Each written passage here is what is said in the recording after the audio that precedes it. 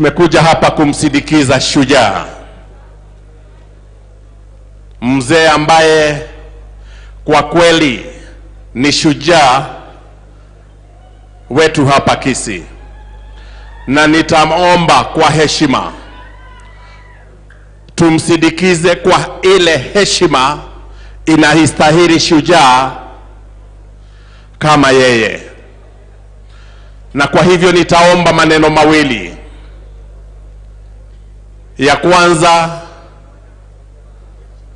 pahali tupo saa hii ni hekalu ya Mwenyezi Mungu, na nitaomba sana kwa hiari yenu tukubali tufuatilie ratiba vile imepangwa na familia na kanisa, na tuheshimu hiyo ratiba vile imepangwa. Ya pili, tumeongea na viongozi wetu wote. Tumesema leo sio siku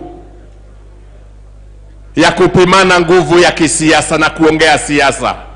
Leo ni siku ya heshima kwa mzee Nyachae, na nitawaomba wananchi mniruhusu kwa heshima. Yule atakiuka hayo tutazima microphone na tuombe tumuondoe ili tuweze kumpatia mzee heshima anayostahili. Nitaomba sana kwa heshima. Ya tatu yale nitaomba ni ya kwamba familia, tunajua nyumbani hakuna nafasi ya kutosha, na kwa hivyo tukimalizia hapa tutakubalia familia na tutaomba waweze kwenda kumlaza pahali ambapo wamechagua pa kumlaza. Ya mwisho nitaomba tuheshimiane kila mmoja. Leo sio siku ya kuomba barabara, leo sio siku ya kuomba maji, leo siku ya kuomba nini? Leo tumpatie mzee Nyachae heshima yake. Niombe sana na wananchi, tukishajaza zile viti ziko, serikali ya Kenya ilitujengea uwanja mzuri. Tafadhali tumeweka viti kila pahali. Tukishajaza huku ndani, wale watakuja nyumaye wakubali kuketi kwenye viti nje kule kwa terraces. Hatutakubali mtu yoyote kusimama kando kando. Hatutakubalia mtu yoyote kusimama kando kando, ili tuweze kutimiza yale tumepewa na maofisa wa afya. Asante. Bwana Gitole, tuendelee.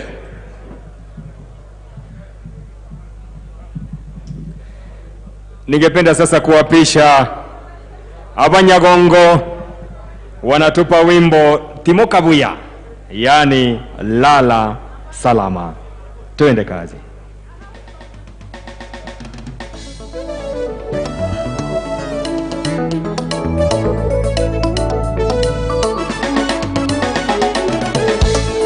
Timokabuya, walale no marembe, abiaya montora nekerera ike, abiaya montora nekerera ike. Timokabuya, walale no marembe, abiaya montora nekerera ike, abiaya montora nekerera ike.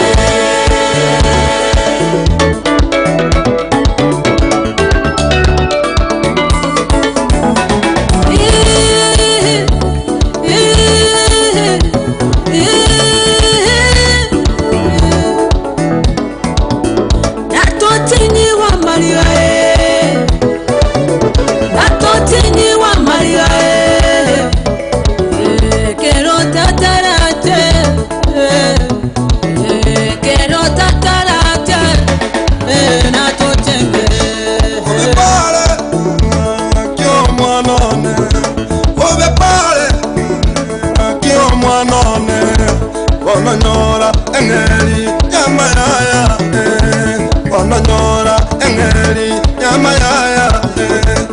Osipi wakolire nakobwatie, osipi wakolete nakubwatie eomoyo Timoka buya Orale no morembe Abiye motora nekera ike Abiye motora nekera ike Nenyoire mambia ya mo Norara Ndayo imo wao Ora gose umano minto Oyo koyo no gendo Tolarane Omane nagateba Kabuturu siense yobobe Naturende Natugitere Rema abumesi watigaire Timoka buya Orale no morembe Abiye motora nekera ike Abiye motora nekera ike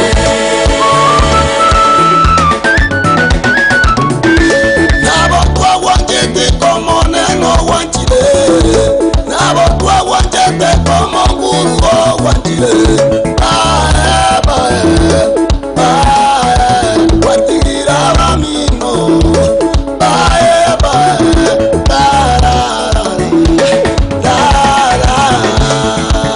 Masenire ababo paso bonende Tigabono batimoke asembera Ichukori yake omone na kuirana Asamare babuke tuchenye Timoka buya Orale no morembe Abiye motora nekera ike Abiye motora nekera ike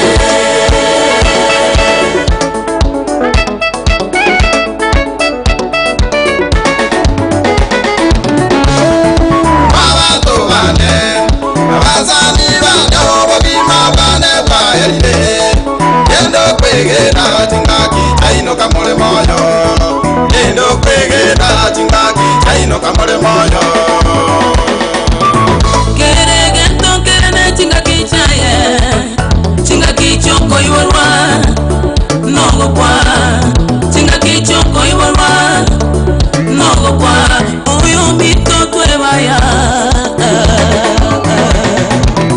Takolera ya ya Oh takolera ya ya Yekero wakule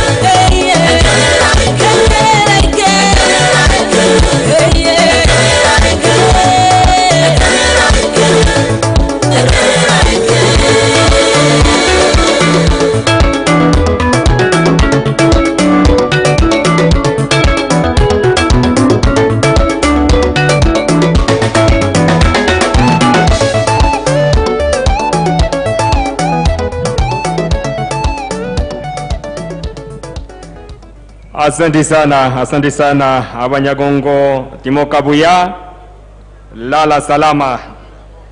Tuna imani kwamba siku moja tutakutana.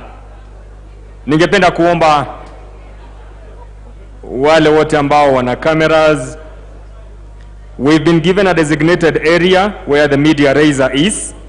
We are being requested, all of us, to confine ourselves there. Wale wote ambao ni from the fourth estate, kindly, we've been given our media raiser.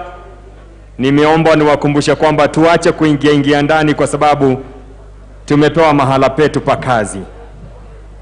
Nikitazama kwa mbali naona mwili wa mwenda zake tayari umekwisha fika. Kwa hivyo tutakuwa tutaelekezwa wakati wa kuingisha ndani na hivyo ibada kuanza. Wale wote ambao wanazidi kuingia karibuni, viongozi mbalimbali waliotunukiwa nyadhifa za uongozi, wananchi watukufu, wananchi wapendwa wa jimbo hili na majirani ambao wamekuja kusherehekea maisha ya baba yetu Mheshimiwa Simon Nyachae. Karibuni familia, waelekezwe mahala ambapo wataketi ili tuweze kuanza sherehe yetu. Na tunapofanya hivyo, Farikei, tafadhali tupe burudani.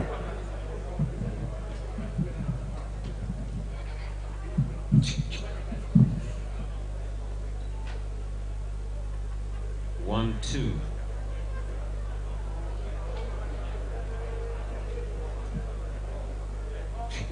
Mic check.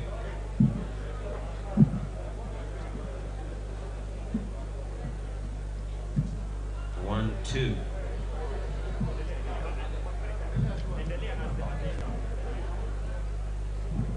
One, two.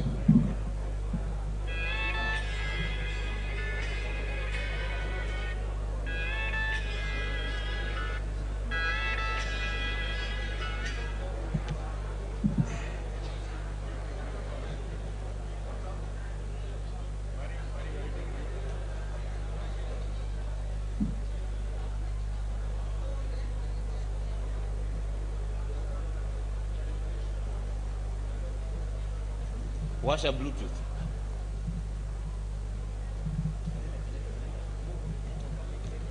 On a hill far away stood an old rugged cross, the emblem of suffering and shame.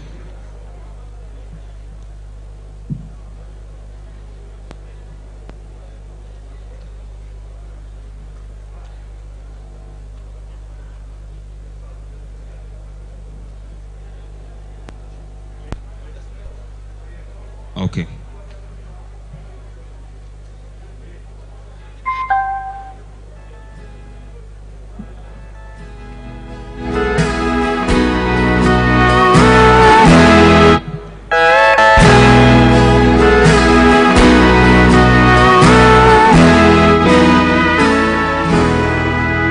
On a hill far away stood an old rugged cross, the emblem of suffering and shame.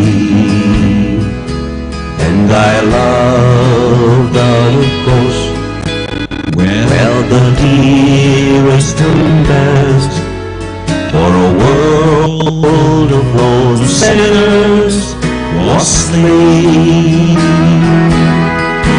So I cherish the old rugged cross till my trophies at last I lay down. I will cling to the old rugged cross and exchange it someday for a crown. Oh, that old rugged cross, so despised by the world, as a wondrous attraction for me. For that dear Lamb of God left His glory above to bear it to dark Calvary. mercy, oh rugged cross, till my trophies at last I'll lay down. I will cling to the old rugged cross and exchange it someday for a crown.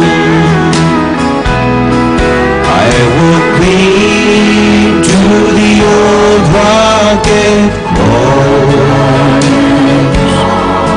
and exchange it someday for a crown, for a crown.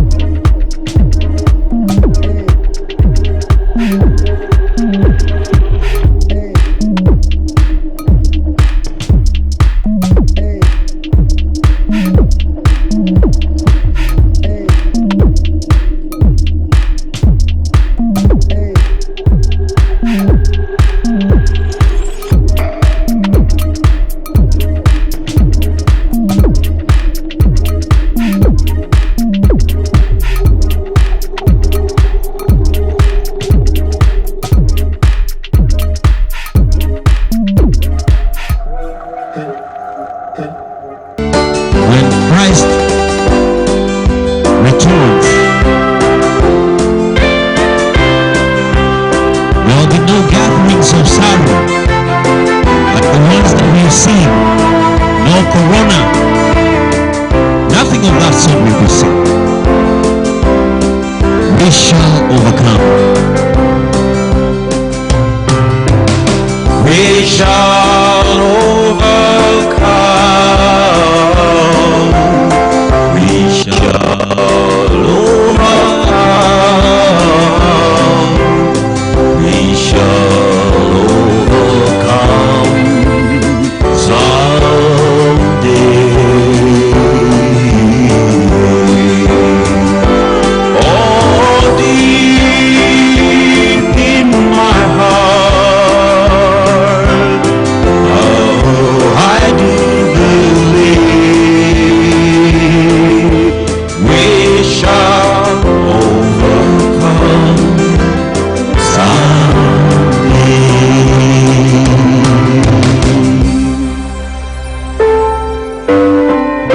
I can see us rise again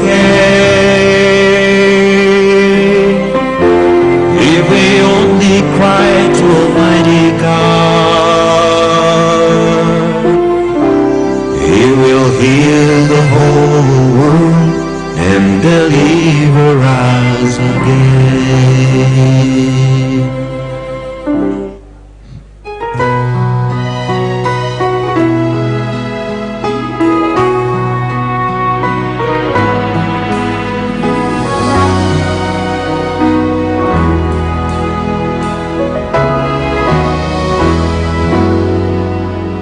For so long as God's children have looked toward the heavens, watching and listening for the trumpet to sound. We're all kind of homesick, and we are anxiously waiting for the glorious morning when we rise from the ground. So lift your head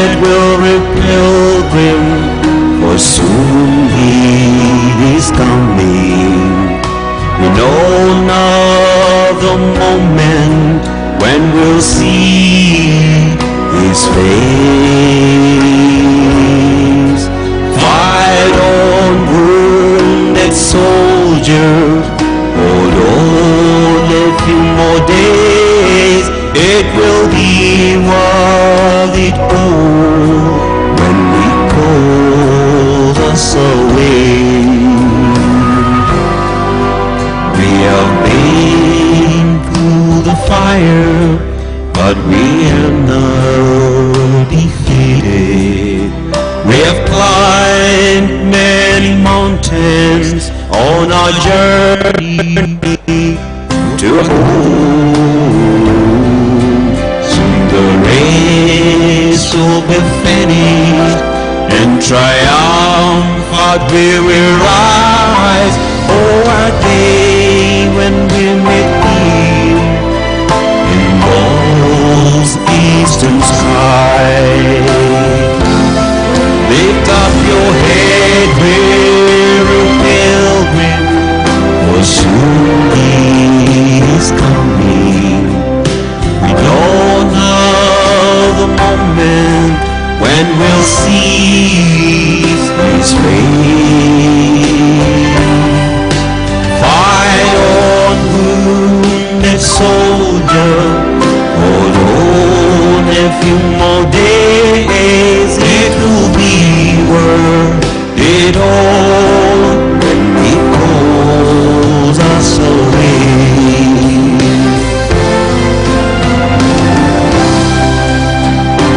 Press on, it won't be very long,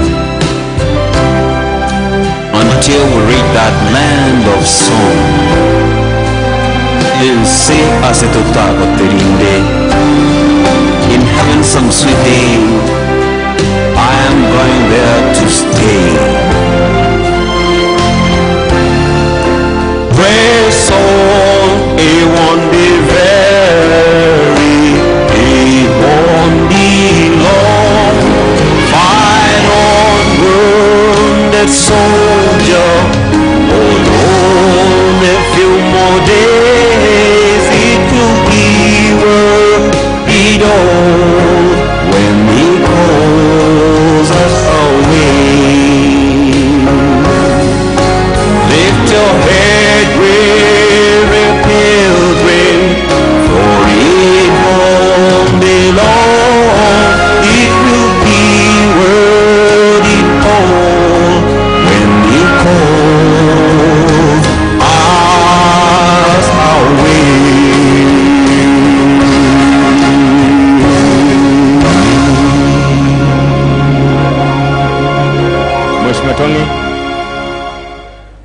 Mheshimiwa Tongi, tafadhali tushauriane hapa mbele. Mheshimiwa Tongi. Na ningeomba wageni wote ambao tuko upande wangu wa kushoto kutoka mahala napotangazia, tumejaa sana kule nje. Ikiwa huna shughuli nayo kufanya kuwa hapo, tafadhali tuongozwe kuingia ndani. We have a very big crowd on the left. If you don't have a designated reason of being there, kindly let's move inside, kwa sababu ibada ni hapa ndani. Mheshimiwa Tongi, tafadhali kama unanipata, tushauriane kidogo. Nikizidi kuwakaribisha nyote ambao mmetoka pembe mbalimbali za Jamhuri yetu ya Kenya kuja kumlaza baba yetu. Niombe hata wale tumekaa kwenye terrace, let us maintain our social distance. Mzee Matundura vile vile tafadhali muone Mr. Wanjohi. Mzee Matundura, kindly naomba uje mahali ambapo natangazia. Mzee Matundura, kama unanipata tafadhali. Hivyo basi nilikuwa naomba wale ambao tuko kwenye terrace tukumbushwe kwamba bado tuko kwenye janga la corona. Hatungependa kuwa na maafa baada ya maziko ya ndugu yetu. Mahala ambapo mmeketi kuna viti ambavyo vimepangwa, tafadhali tuziviondoe jinsi ambavyo zimewekwa.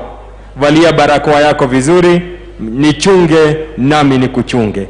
Tunaendelea kujiandaa, nitarudi kwake Farike ili aendelee kutubariki kwa muziki, ikiwa ni njia moja ya kusherehekea maisha ya baba yetu Mheshimiwa Simon Nyachae. Wote ambao wamefika karibuni, ikiwa kuna wana familia, nafasi ya familia ni hapa mbele mkono wangu wa kushoto. na viongozi mbalimbali ambao wametunukiwa nyadhifa za uongozi. Vile vile kuna nafasi zenu ili tuweze kumpa buriani baba yetu na kupata nafasi ya kusherehekea maisha aliyoishi. Farikai tafadhali.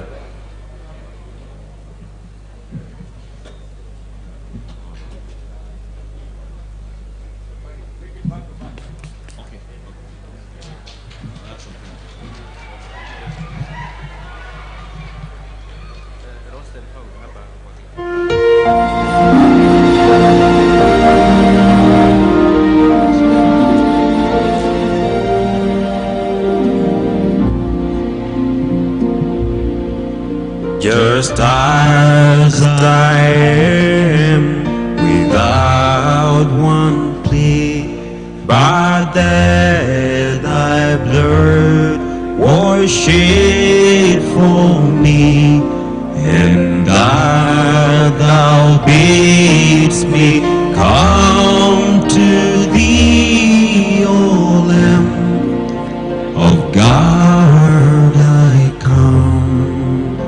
I come,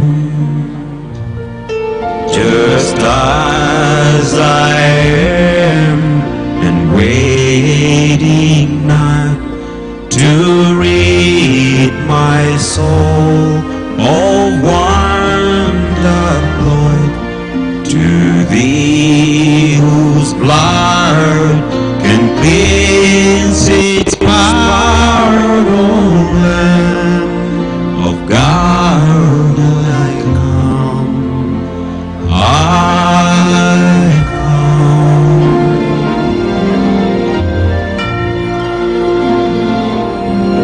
Just as I am, the doors about with men a conflict, men a doubt, fighting within and peace without, O Lamb of God, I come, I come.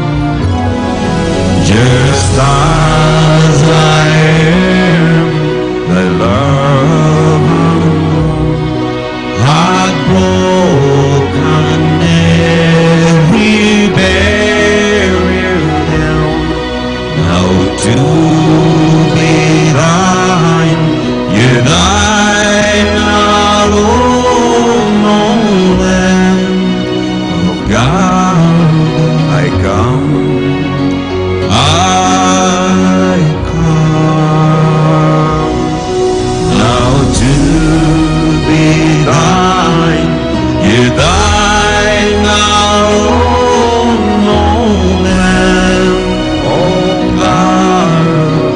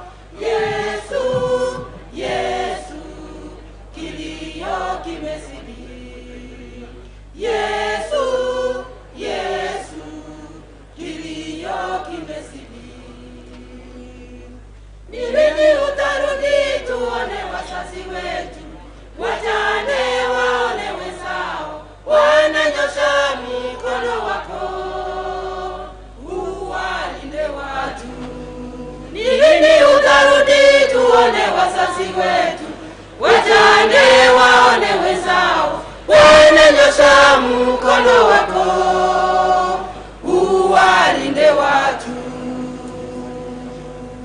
Ndugu kweli ndugu, kitaumiza unapopoteza ndugu, waumia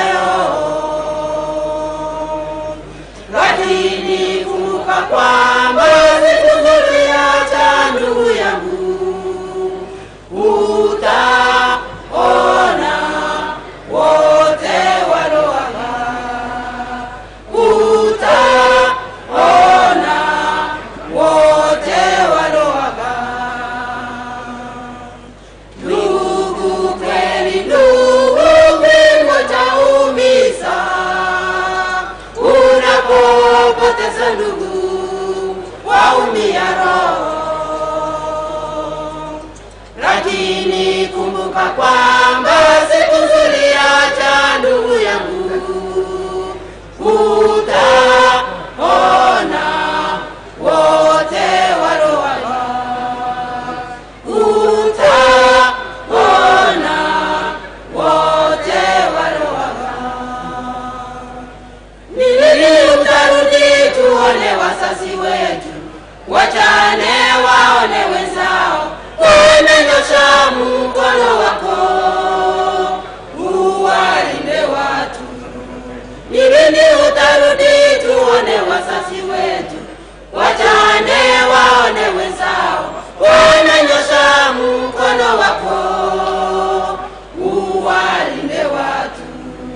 Ni lini utarudi tuone wazazi wetu, wajane waone wenzao, wananyosha mkono wako, uwalinde watu. We request the congregation to stand for a song. Tunaomba tumame zote kwa wimbo Ondaire Ondaire Aseke Gusii. He leaded me in Kiswahili. Tusimame zote na huo wimbo, tuimbe wimbo huo katika lugha yoyote. Unaweza imba lugha ya Kigusii, unaweza imba katika lugha ya Kimombo, na tutaongozwa na chorister Pastor Jonathan Mangi.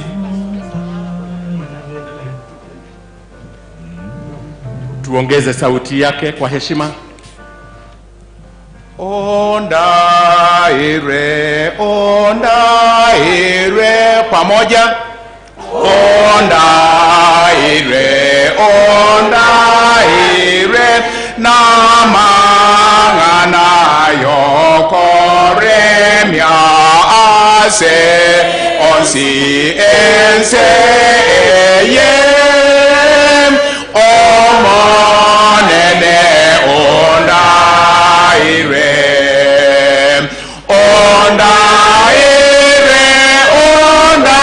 ondaire, nomo nene ondaire, noko woko kwaye igo omo nene ondaire, kero kende nomo waso, kero kende nomo sunte sama chena asense omo nene ondaire,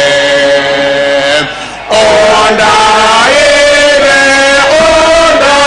ondaire, omo nene ondaire, noko woko kwaye igo omo nene ondaire, tinko nyarago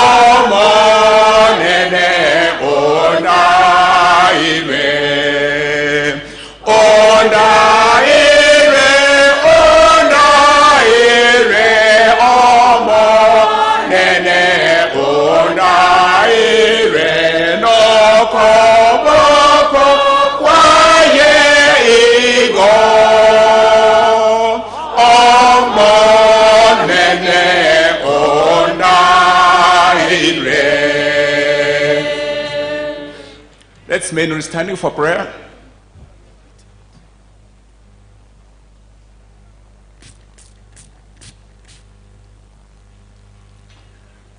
Our Father and our God, we are indeed grateful for such a privilege you have given us to come before you. Thank you for this ceremony of Honorable Late Simon Nyachae. Now we are before your presence. We want to listen to your word as it is spoken to by your servant. Lord, I dedicate the whole congregation which is before us, before you, that your Spirit may guide each one of us, that during this celebration, Lord, all of us, we may behold you, the King of Kings, the King of the universe. Speak to us, Lord, and let us listen to your voice now, for we pray in Jesus' name. Amen. Be seated.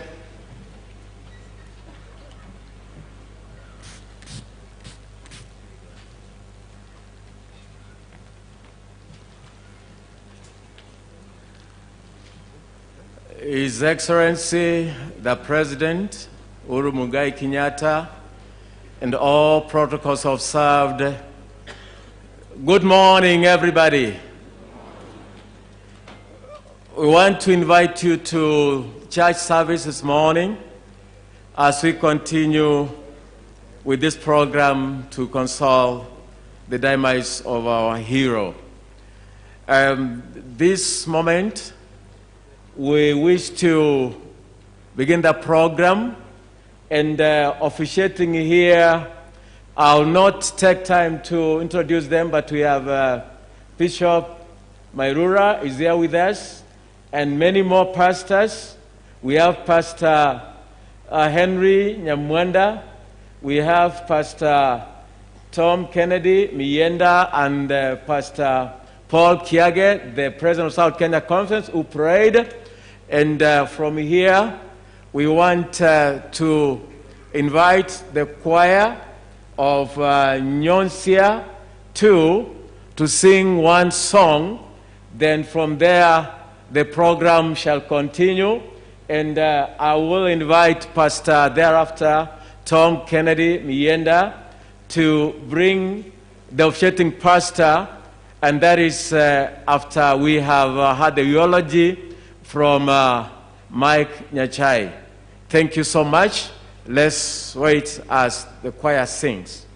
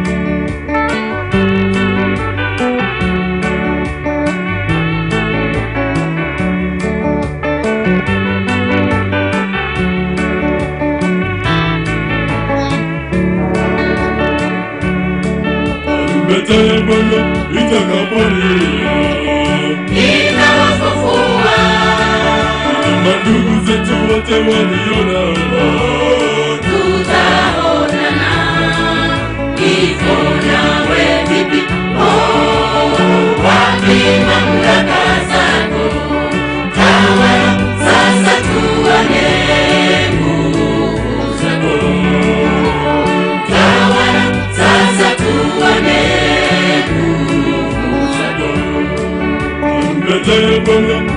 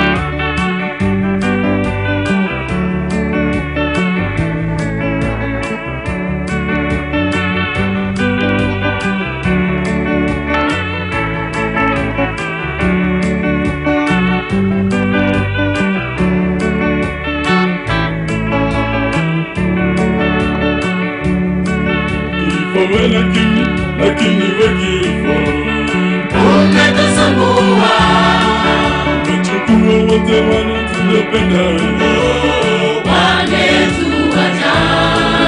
Kuna siku moja kifo utakoma, tawala sasa tuone nguvu zako, tawala sasa tuone nguvu zako. lakini wekifo umetusumbua, umechukua wote wanatupendana, wametuacha. Kuna siku moja kifo utakoma, tawala sasa tuone nguvu zako, tawala sasa tuone nguvu zako. Tutaonana tena Yesu akitokea, kifo hakitakuwepo Yesu akitokea. Tutaonana tena Yesu akitokea, kifo hakitakuwepo Yesu akitokea. Tutaonana tena Yesu akitokea, kifo hakitakuwepo Yesu akitokea.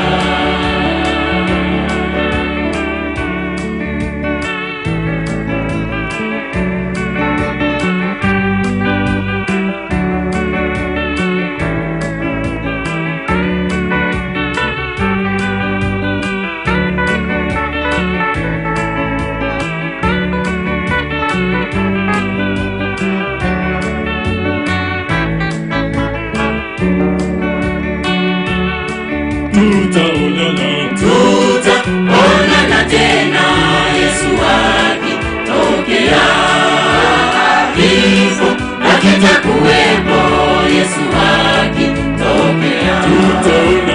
Tutaonana tena Yesu akitokea, kifo hakitakuwepo Yesu akitokea.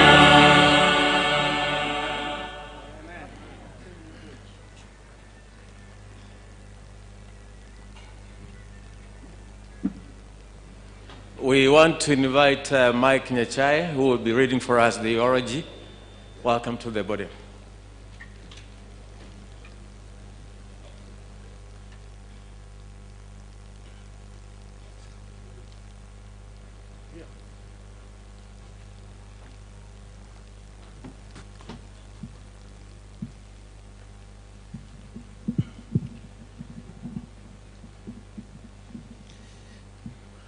Good morning.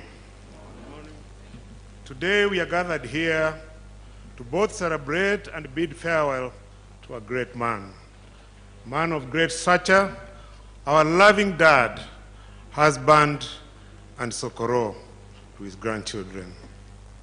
He was Bwana PC, Mheshimiwa, Mzee to many Kenyans, and Omogaka Nyambuche to the Abagusi community. Today, we gather on these grounds where he participated in athletics as a young man.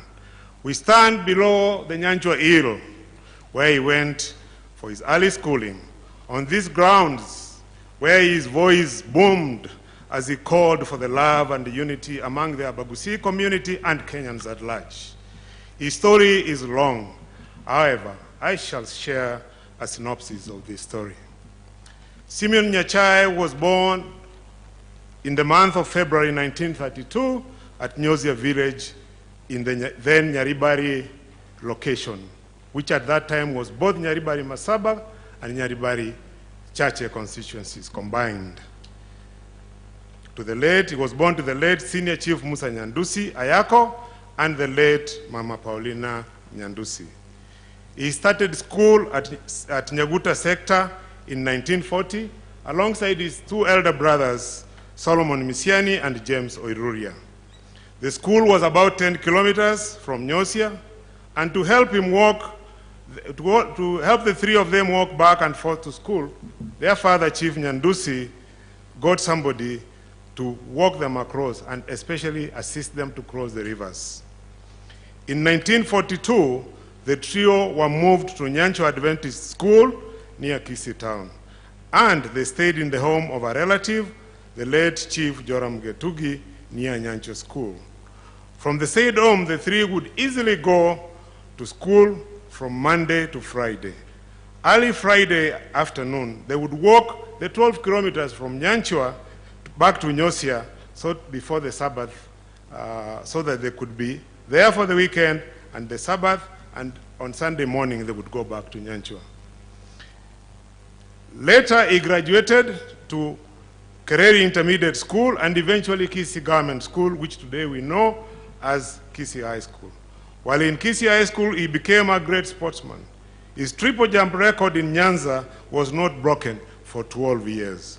And he was also in the school's team for athletics, with a specialty in sprinting and also playing hockey. Upon completion of his studies from Kisii Government School, he applied to Kamagambo Adventist College to train as a teacher. While waiting to join college, Mzee taught on a pro bono basis at Kegati Primary School near his home. Later on, he was employed as a revenue clerk at Keumbu District Officer's Office. In 1957, he was jointly sponsored by his father and the African District Council to study public administration at Torquay College in the United Kingdom.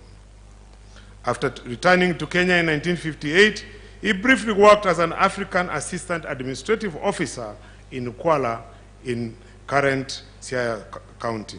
But he quit after 3 months and joined the East African Breweries as one of the first black managers.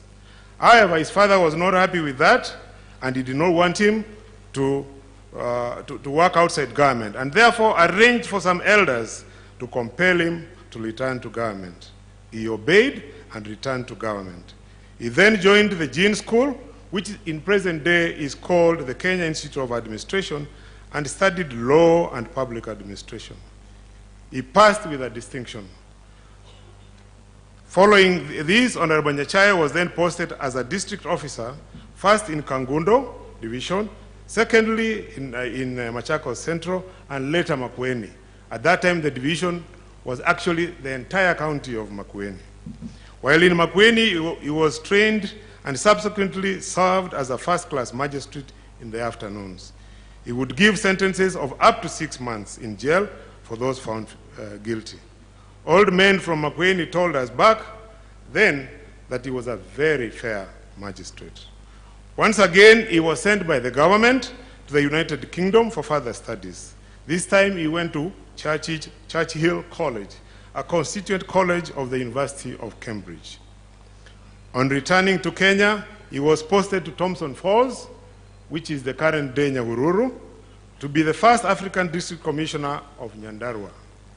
This was just before Kenya became a republic.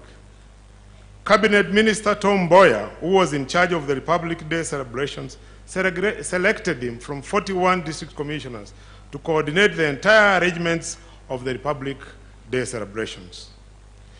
He must have done an impressive job, considering immediately thereafter, the head of the public service called him and told him, Mzee Kenyatta, the president wants to see you. And as soon as he got there, President Kenyatta appointed him the first provincial commissioner of Nairobi, which was then known as an extra provincial district. Thereafter, he was transferred to Rift Valley and later to Central Province in the same capacity. When he arrived in Nakuru to take over as provincial commissioner, the outgoing PC, Mr. Onyango Josia, was shocked at his age. He was too young, he was only 32 years. He could not understand why the government would send a 32-year-old to be in charge of Kenya's largest province. However, he accepted and he handed over to him, and he began his job as a provincial commissioner. Honorable Nyachae worked as the provincial commissioner in Central Province between 1971 and 78. And upon the passing away of our first president, Mzee Jomo Kenyatta, he was appointed a permanent secretary in charge of cabinet affairs by the late President Daniel Arap Moi. Some of his highlights in the civil service include the introduction of district focus for rural development.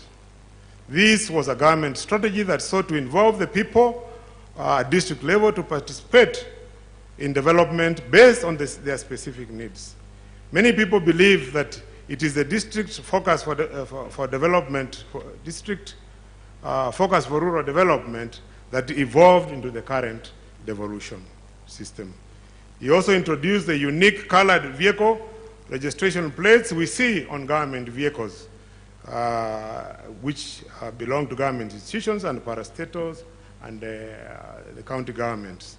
This helped to reduce the misuse of government vehicles that did not have GK plates. He eventually retired at the peak of the civil service as the chief secretary and head of the civil service. Honorable Nyachae joined politics in 1992 and served as the member of parliament for Nyachae for 15 years. During this time as a member of parliament, he donated his entire salary to the constituency's bursary kitty. Through his donation of grade cows to his constituents, he started a program for many families to start keeping dairy cows. While he served the people of Nyachae, each year he would use part of his wheat sale proceeds to purchase medicine for the health centers in the constituency. Honorable Nyachae also served as a minister in the ministries of agriculture, water, roads, energy, and finance. Dad was a shrewd businessman and a farmer. He started off by growing parathenum and maize at his farm in Manaret Scheme, Sotik. He would personally plow using a tractor from 3 p.m. to 7, while his driver Mwangi, the tractor driver, did the morning shift. Later on, he farmed sugarcane at Songo, which is at the border of Kisumu and Nandi County. He also started farming in Mount Narok and parts of Narok County and became one of the largest wheat farmers in the country. His first business was a tea kiosk, which he co-owned with his cousin Magara Ondera in Nyantrago Market, Kisii, where he also started a posho mill. Around that time, he also started a bakery that would produce 16 loaves of bread for sale, which he did on his bicycle after work. After he left Keumbu at the Rowan office, he would go and pick the bread, put the bread on his bicycle and sell it. His passion for bakery business grew through the years into factories we see today. In association with business partners later, he started flour milling in Nakuru, Nairobi, Kisumu, Mombasa. He also initiated and did many other businesses like banking, insurance, sawmilling, and indeed, one time he had a matatu that was plying the Kisii town, Kibirigo route. He served as a chairman of the Wheat Board of Kenya, the National Cereals and Produce Board, and also sat on the board of the then Egerton College. Honorable Nyachae's family was what kept him motivated. Despite all the government work and business ventures, he always had time for his family. He carefully reviewed and discussed each and every child's report, consulted with teachers, and instilled discipline in all his children. He never spared the rod, nor did he spare his belt. He would remove it, and on any child who was getting off track. But I must confess that it is mostly the boys who got the lashes from the belt. He had a soft spot for the ladies, but he would still reprimand them. Those boys, and it was only boys, a few of them, whom he felt that the crime was a little bit more serious, he would then use his boxing prowess to deal with them. But I'm not naming anybody, so. Honorable Nyachae derived joy, I already said, Honorable Nyachae derived joy in supporting any of his children wanting to pursue further education. He was a natural and wise leader of the greater Nyandusi family. Mzee regularly sat down with his family and discussed the importance of sticking together to aid prosperity. Dad loved country music. He passed this love for country music to all of us without exception. Some of our greatest moments were listening to Kenny Rogers, Dolly Parton, Don Williams, Charlie Pride, Nana Musukuri, and Demis Roussos, among others, on a radio cassette as Dad drove his Mercedes. He drove it at a very high speed usually. He was a very fast driver, and there were no speed guns in those days. He loved to drive fast on a good road. In fact, it was not rare for him, on occasions, he had a driver called Kenoka whom he had from the time he was the PC in Central all the way until he retired. If they were on a good road and Kenoka was driving slowly, he would ask him, Kenoka, hiyo accelerator imeharibika ama imekuwa namna gani? And Kenoka would do the needful, but on a good road. Dad was diagnosed with cancer in 2012. He underwent treatment both locally and abroad. He bravely fought the disease. On Monday, 1st February at around 2 p.m., he passed on. He was preceded by his parents, Musa and Paulina Nyandusi, our mothers, Esther and Rusira. He has left behind our two mothers, Mother and Grace, many children, grandchildren, and great-grandchildren. Dad, you fought the good fight.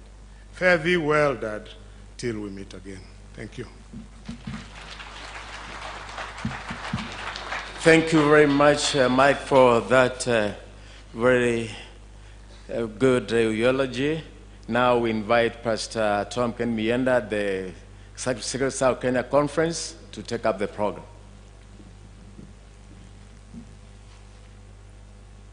I also wish to appreciate the role that the late Honorable Simon Nyachae did to the Church of the Seventh-day Adventist Church in South Kenya Conference and in Gusii and across the country also.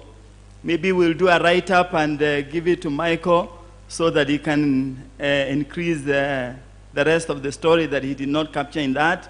But all the same, we could not be able, no one could be able to write all or everything that he did, but his contribution to even the church was tremendous. To any church, he did not single out that this is the only one he could support.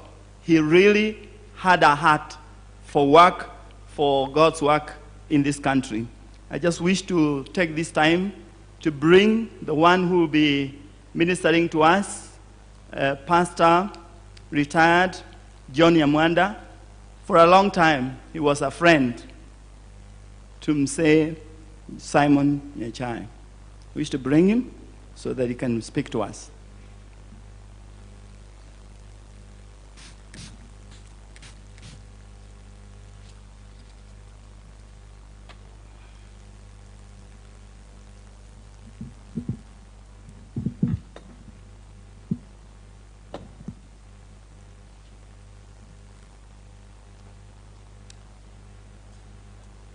Your Excellency, the President of the Republic of Kenya, here present, and all other protocols observed, we wish to welcome you to our final send-off of what Pastor Mienda has already said, a good friend of mine. I didn't know that a day will come when I will stand here and say a farewell to such a great man, a hero by all standards, who has served this nation relentlessly for many years. The family of late Honorable Simeon Nyachae, we wish to send our heartfelt feelings from down deep in our hearts that this, which looks like a loss, could also be a great moment to reevaluate your lives as you move forward. The mothers, sons and daughters, grandchildren, so many people that he has left behind who are very useful to our community. Our program will be running as quickly as we can.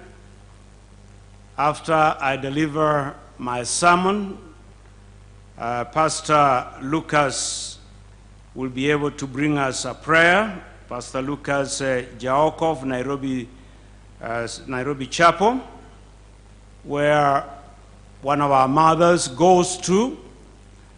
And then here in our land, we have Bishop Mairura to do the benediction, to bless the people, the family and the people before we leave. And so we will try to be brief because we understand what's before us. I would have therefore taken a lot of time to read to you the scriptures. But in the interest of the time we have, you can record in your mind that one of the passages I would have loved to read is Isaiah chapter 40. Isaiah chapter 40 simply says, our days are so few, and all of us can appreciate the Bible for its truthfulness, that the days we spend on this planet are very few. And they become even fewer when you don't live the whole of your life because of other underlying conditions. But then I'll read to you the New Testament, the first letter of Paul to the church in Corinth, chapter 15. And having been a teacher for some time in the past, I would lovely assign you to read for me 1 Corinthians 15, and you do you well to read the whole chapter, but as a minister we always read just a few lines to bring the life we have at hand home. The first letter of Paul to the dear Christians in Corinth, chapter 15, verse 1 to 8. Moreover, brethren, I declare to you the gospel which I preached to you, which also ye have received, and wherein you stand, by which also ye are saved, if you keep on in memory what I preached to you, unless you believed in vain.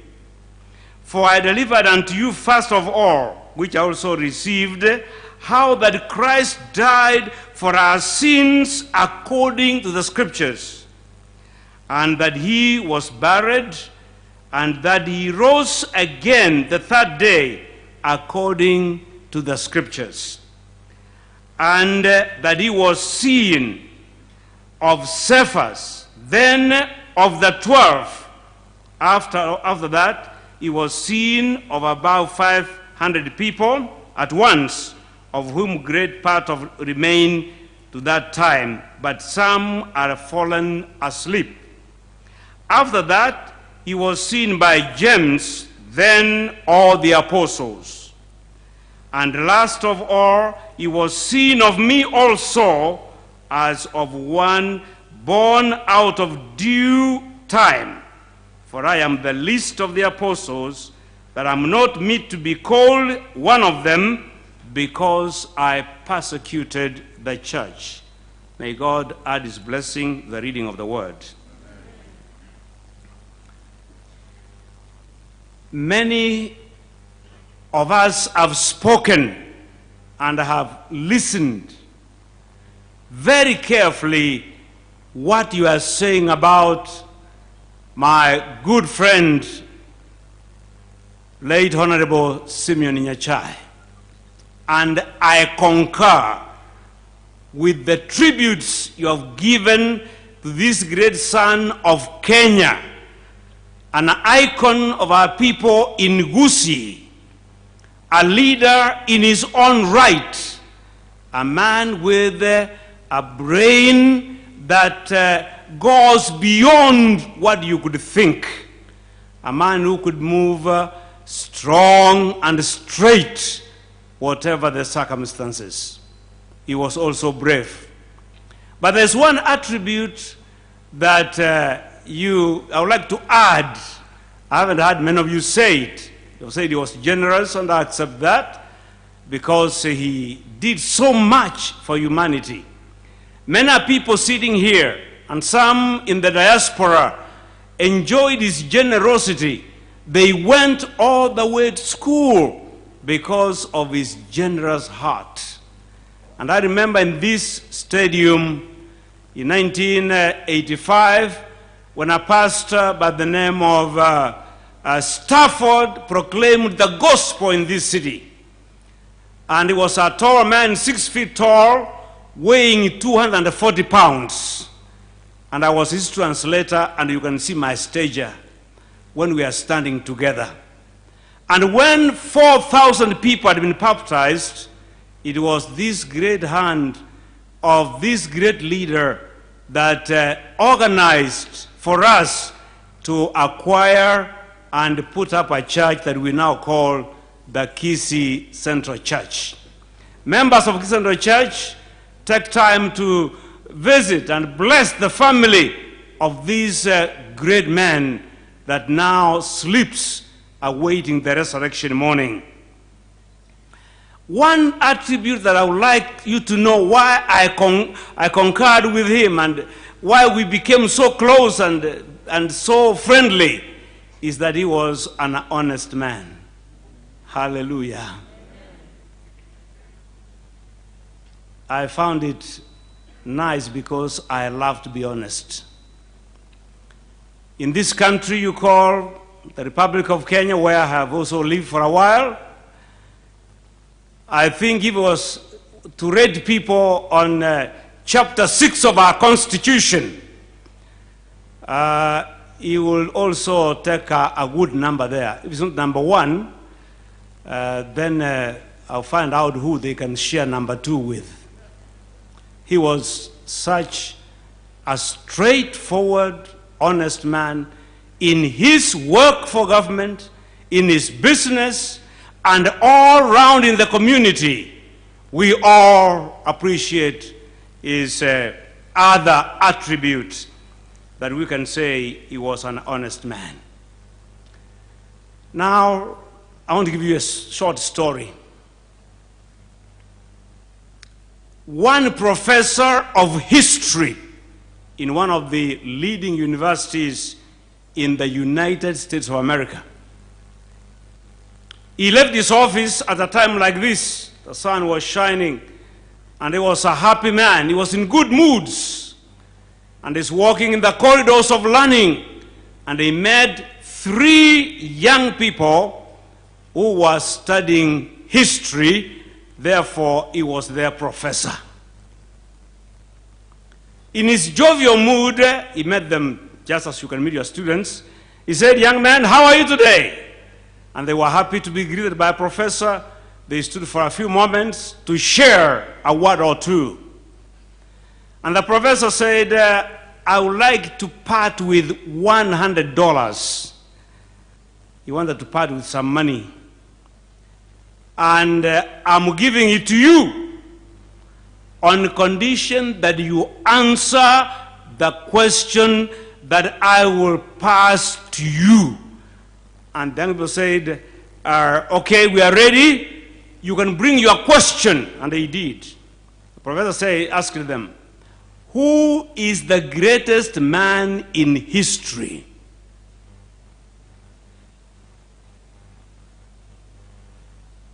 I'm giving you a few moments just to meditate upon it.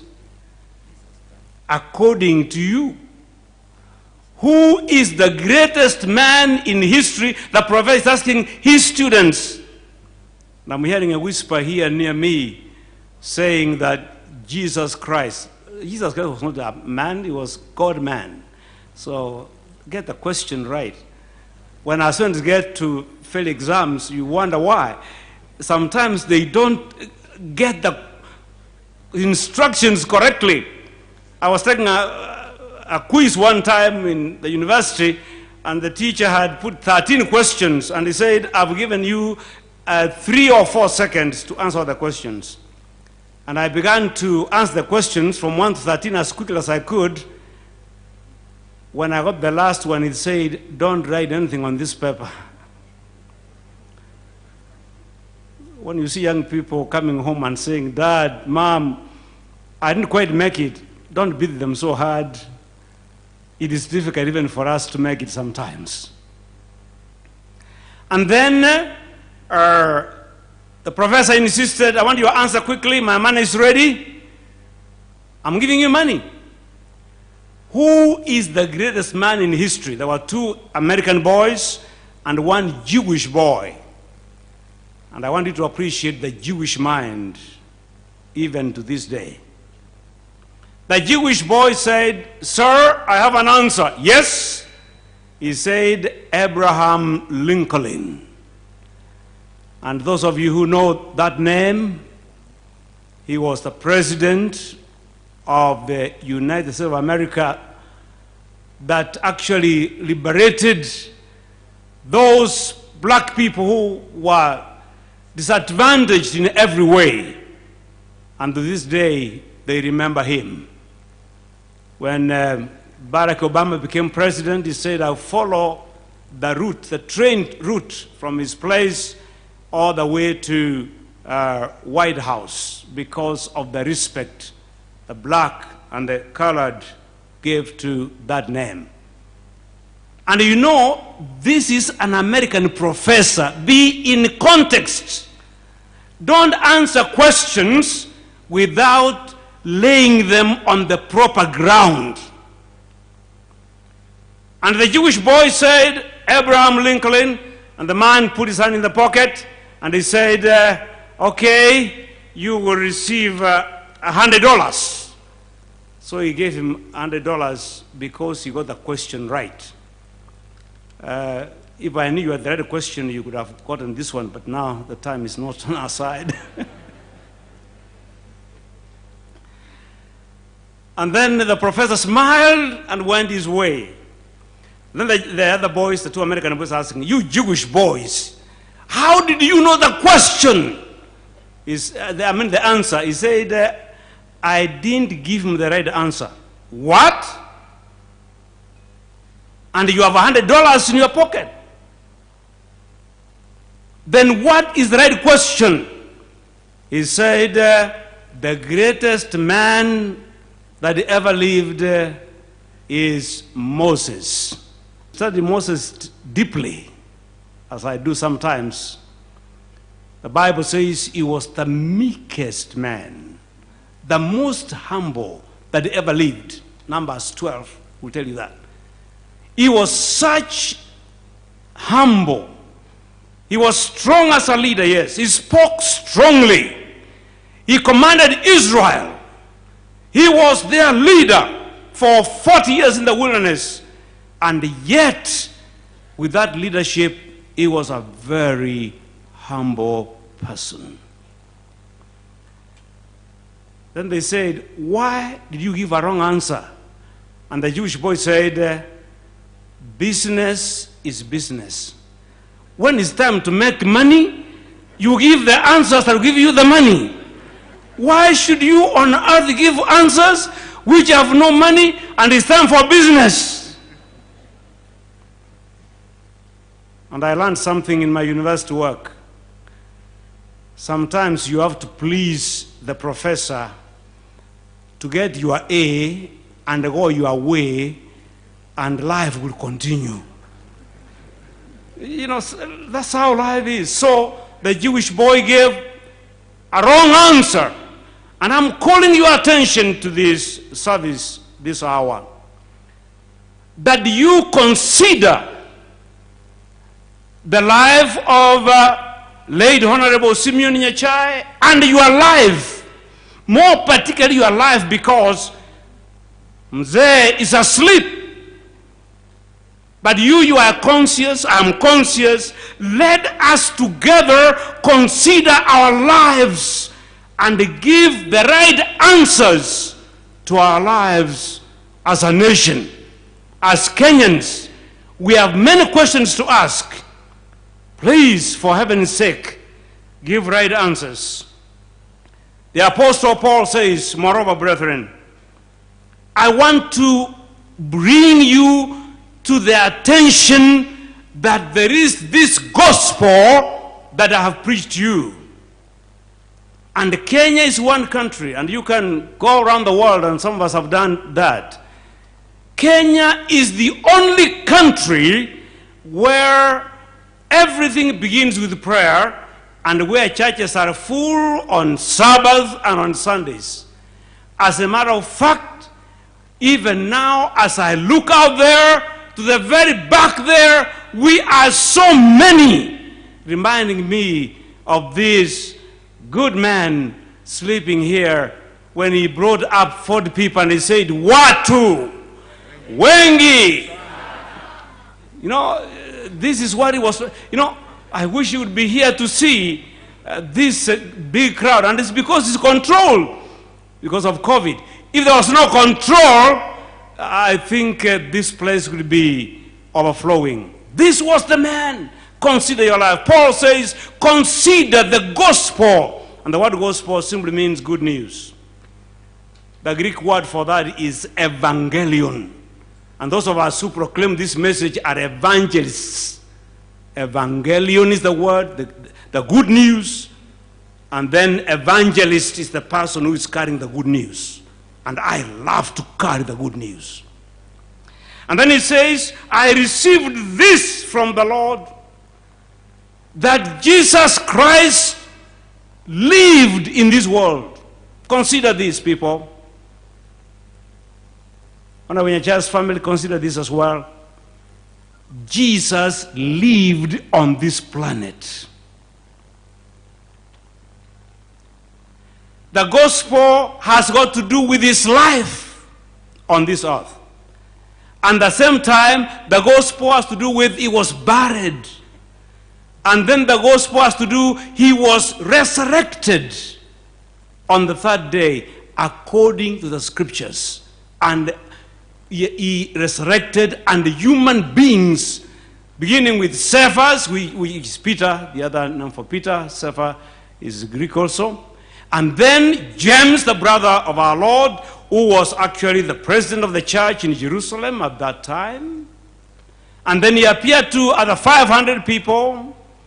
And Paul says, this same Jesus appeared to me. And I want to portray the Son of God to you alive today, having been resurrected. Behold his face, and you will see the beauty of his love, the beauty of his mercy, the beauty of his compassion, the beauty of his forgiveness, and forgive one another, that we can be able to walk together on the highway to the kingdom of our God, our Father, and the Father of our Lord Jesus Christ.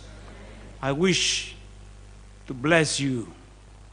I wish to tell you, God bless you. I wish to say, have a nice moment, despite the sleep of our great man here. And I appeal to you to accept the man Jesus Christ as your Savior now and forevermore. Amen. Let us pray as we are seated like this. Our Father who is in heaven, I call upon you this morning to come down to our Med Chapel for the proclamation of the gospel in honor of our elder, Honorable Simeon Nyachae, a man you have used, and a man who you gave time to look at his life in his last moments. And in my own thinking, because he knew the gospel, he knew the Bible, he could have whispered, God, forgive me. And you accept forgiveness at whatever moment. God bless his family. The mothers who have been left behind, sons and daughters, and the many grandchildren and the great-grandchildren. God, I bless them, strengthen them, protect them, give them a chance to see beyond the portals of the grave. Lord God, bless our country. Bless our president and his cabinet and those who assist him closely.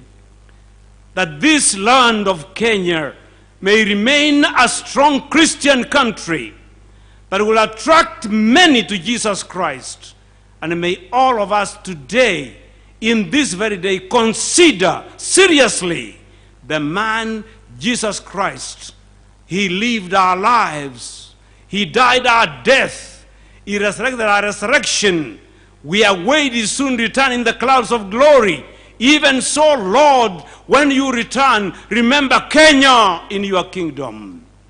Bless us now as we move on and until we close, for you are a God who surpasses understanding, but shower us with your blessing, I pray, in Jesus' name. Amen. I call upon Pastor Lucas to say a prayer, and thereafter Pastor Mairura to say a prayer too, before we hand over the program to the Master of Ceremonies. Pastor, where are you?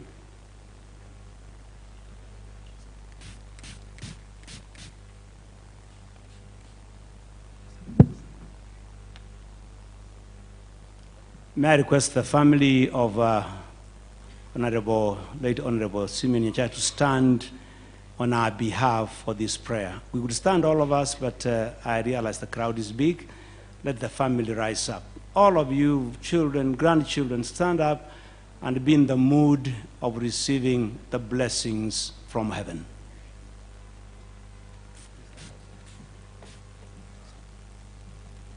Shall we pray?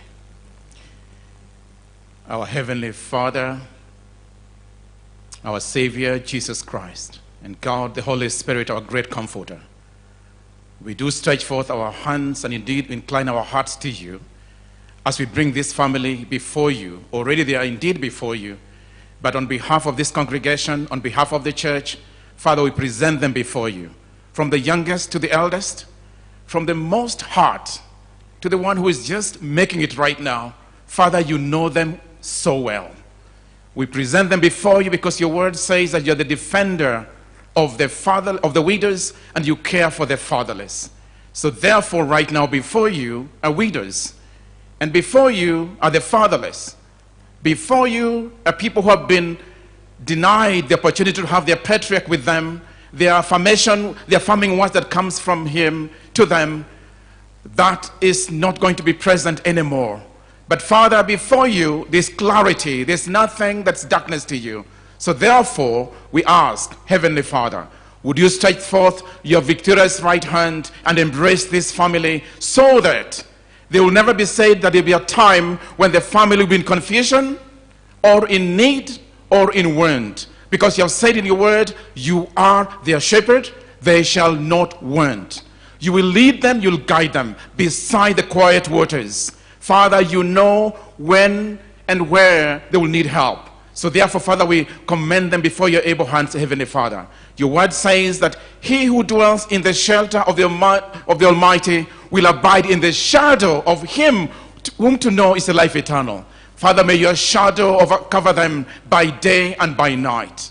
And Father, we also want to pray that the legacy that our friend has left, our father has left, our grandfather has left, will not be distorted in any way. You will protect the interest of that legacy in the name of Jesus. When they meet a crossroad and there's confusion, we pray, Heavenly Father, may they hear a still small voice that says, this is the way, walk in it. May that be a word from you, Heavenly Father, so that there be continuity in this family of a great legacy. And for this nation, Father, we ask, would you remember the tears that have been shed in private? Convert those tears to liquid prayers that will reach your throne of grace, your throne of mercy, your throne of comfort. May those all virtues therefore be granted to this family. So dear family members, therefore, May the Lord reach out to you right now and touch you singularly, but also corporately as a family, that none of you shall be left outside the box. Father, I pray finally for unity to abide in this family. Unity when there are hard decisions to be made. Unity when they are rejoicing. Unity when they are grieving. When they make a sharp corner of grief cycle that they cannot be able to manage, may you stretch forth your hand and provide that word of unity that has been spoken of here. May your grace continue to abide with them. So, Father, we pray this in the name of God, our Father, who knows them by name. We pray this in the name of God, our Savior, Jesus Christ, who has delivered them and will continue to deliver them. But we also pray finally in the name of God the Holy Spirit, our great comforter, the lift of our heads, the one who will never abandon us or forsake us. For this we ask in the mighty name, the matchless name of our Lord and Savior, Jesus Christ. Amen. Family, you may take your seats.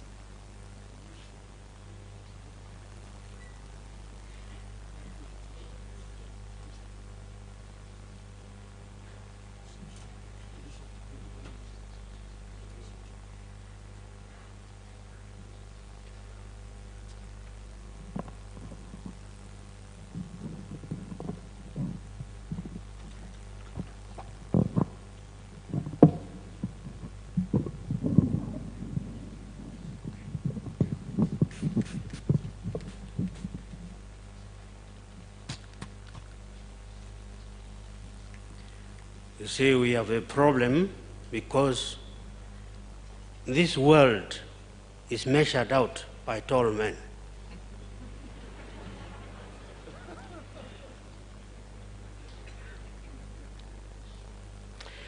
But I stand here before a great man who is lying here to thank our president. Our president loved him. Our president loves us. And I'm grateful that you are here. I'm grateful that your deputy is here, Dr. William Ruto. I'm grateful that our former Prime Minister Gwambo is here.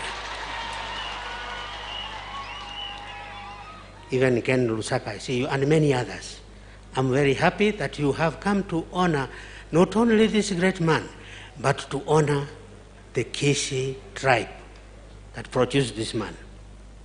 Before I go to the prayer here, I turn to the family. Charles, I think you have the knowledge and the know-how to put your family together. Work together. And I will pray for you. I prayed for you this morning in the Mass when I prayed for the old man. And as I was coming, a small dirge for the family. Nyachae eliatate kianeranda, Nyachae eliatate kianeranda, pole abantu ba Nyachae kianeranda. So this kianeranda has done wonders, but I leave it there. Now we say the prayer.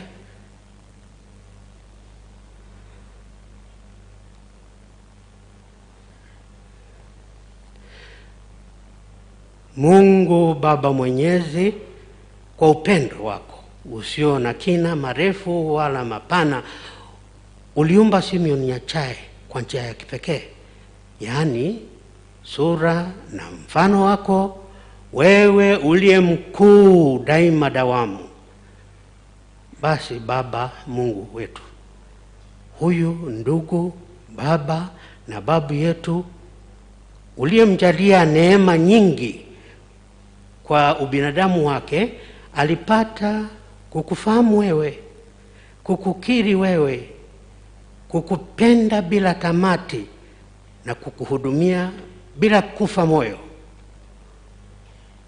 Kwa sababu hiyo, hatuna shaka ya kwamba umempokea kwenye utukufu na watakatifu wako. Huyu sasa amemezwa kabisa katika huo upendo wako usiopimika.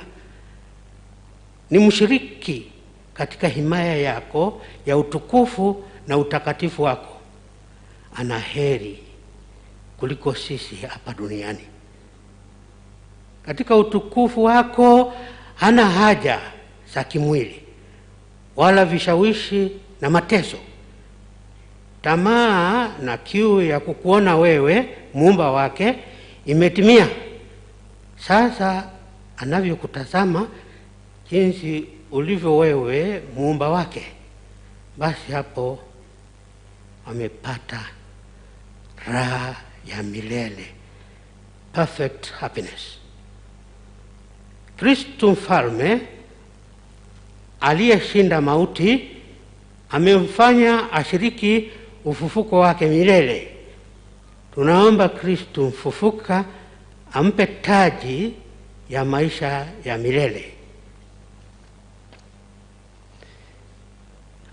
amfanye mrithi mwenza na mshiriki wa utukufu wake. Sasa humo kwenye lindi la neema ana nafasi nzuri ya kutuombea, akianzia familia yake. Sasa maisha yake yamebadilika bila kupotea kwa mpango wake Mungu. Mhurumie Baba. Alipoenda kombo katika ubinadamu wake, umsamehe. Bwana, tunapokushukuru na kukuabudu wewe uliye mkuu, tunajiunga na Ayubu tukisema, naked I came from my mother's womb, naked I will depart. The Lord gave and the Lord has taken away. May the name of the Lord be praised. Amen. Roho yangu na ikuimbie jinsi wewe uliye mkuu. Roho yangu na ikuimbie jinsi wewe ulivyo mkuu. May Almighty God bless you, Father, the Son, and the Holy Spirit. Amen.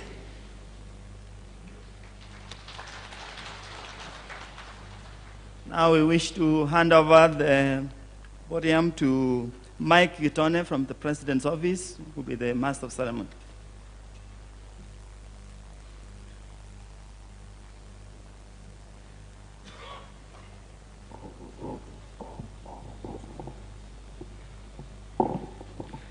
Kwa kila jambo kuna majira yake kama alivyowapanga Mungu Muumba. Kuna wakati wa kuzaliwa na wakati wa kufa, na yote Mwenyezi Mungu ameyaweka mikononi mwake. Tungependa kupata dakika chache kwa ajili ya wale ambao wangependa kutoa tanzia zao kwa kifupi, na tutaanza na familia. Nitawapa dakika 2 kila moja.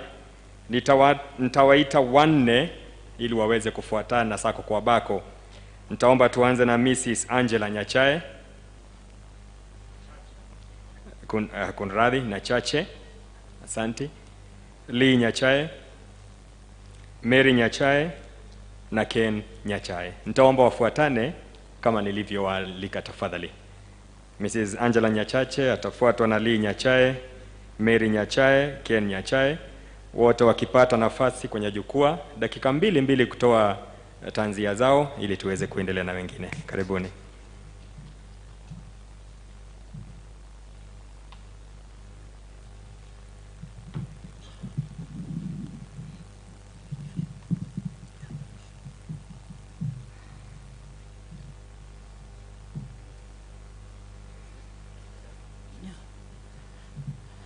Good afternoon.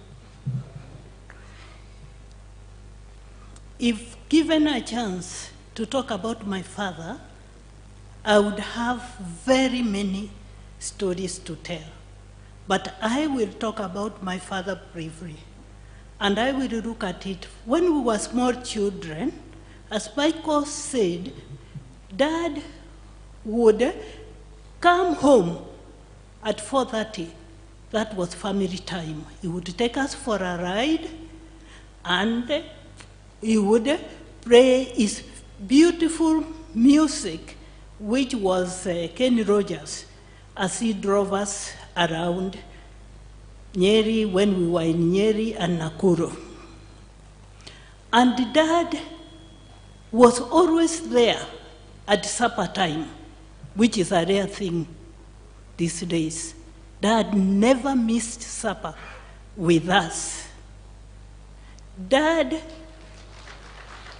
loved our moms equally, because as far as I can remember, he took care of all of them equally. And that is very special to children. When a child does not see love towards their mother, they may have a problem with their father. But our father loved our mothers equally. Dad cared about the way we lived.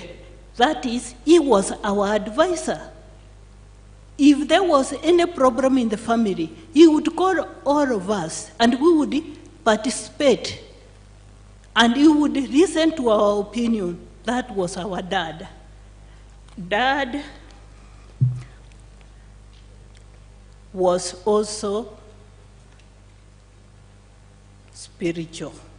One thing people didn't know, because every child may remember something special about a parent. And for me, I remember my father, that every time we went to visit him, he would not leave that house without a prayer. Christmas time, we would come to Kisii. I liked coming to Kisii on the Christmas Eve, and I would sit with my dad. And the discussion we would have with my dad was always biblical. My father knew the Bible inside out. Because most of the time, I was not, some questions he would ask me, who thought I knew my Bible, he seemed to know more. Dad loved one special song. He wreathed me. And also, Amazing Grace. These are the songs which will ring in my mind until that resurrection morning, when the trumpet will sound and Dad will wake up from the grave and he will meet Jesus in the air, and even ourselves, we will meet him, and I believe our family will rejoice with him. Finally, I want to emphasize how much Dad loved his girls. He never treated us differently. In fact, you will get some of our sisters-in-law saying, when they went to see Dad, he would say, "Where are my girls? Those girls, please stand up." The girls Dad loved. Thank you.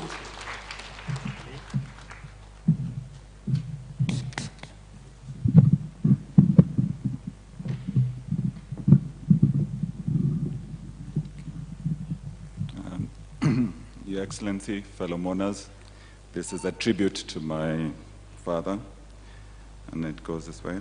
I can shed tears that Dad is gone, or I can try smile because he truly lived. Through the music that he passionately loved and that has been mentioned by my brother and my sister, he would always have those words in our thoughts.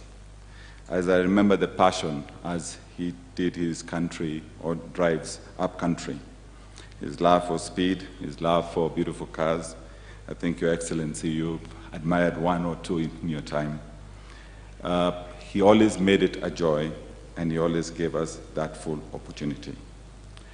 When I think back of the words of Kenny Rogers, the song The Gambler, a song that Dad loved, yet he was not one, or he was not a gambler.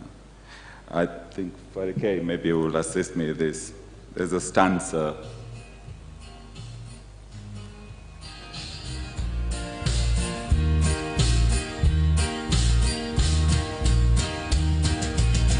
Every Gramda knows the secret to survival, knowing what to throw away, knowing what to keep, 'cause every hand's a winner and every hand's a loser. Best that you can hope for is to die in your sleep.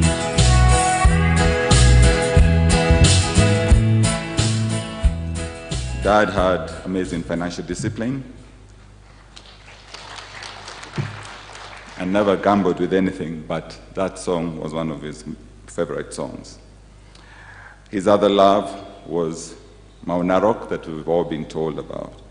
And this was one area that he cherished a lot. And I think a lot of my brothers who remember whenever we had a bad harvest, we would be challenged as to what we were doing for the next season to give support. Our father believed in prayer and would not have a meal, travel abroad, or even go to bed without a prayer with whoever was around. And he made that a virtue for all of us and said that that is how he had been blessed. And if we wanted to be blessed in a similar way, he encouraged us to do the same. To visit with his mom in Sotik was always a joy, and watching him there, even though he was this tough, harsh man, around his mother was always an amazing sight. The last part, and maybe something you've seen in the eulogy, is the way he dressed. Sharp, clean-shaven. If you find a picture where he is not clean-shaven, then I'll be very surprised. That's who my father was. I'd like to finish off by the last time I had a conversation about a trip I'd done in December, and I was talking about climbing Mount Kilimanjaro. And I saw his eyes light up as he was reminiscing when he did it in the 60s. Obviously, under very harsh conditions in his time, no luxury cabins, nowhere to sit, but all the same, enjoying that moment. I want to leave you with the words of Don Williams and just talk about my best friend, Sheltered Winds, and for a wonderful person. Thank you very much.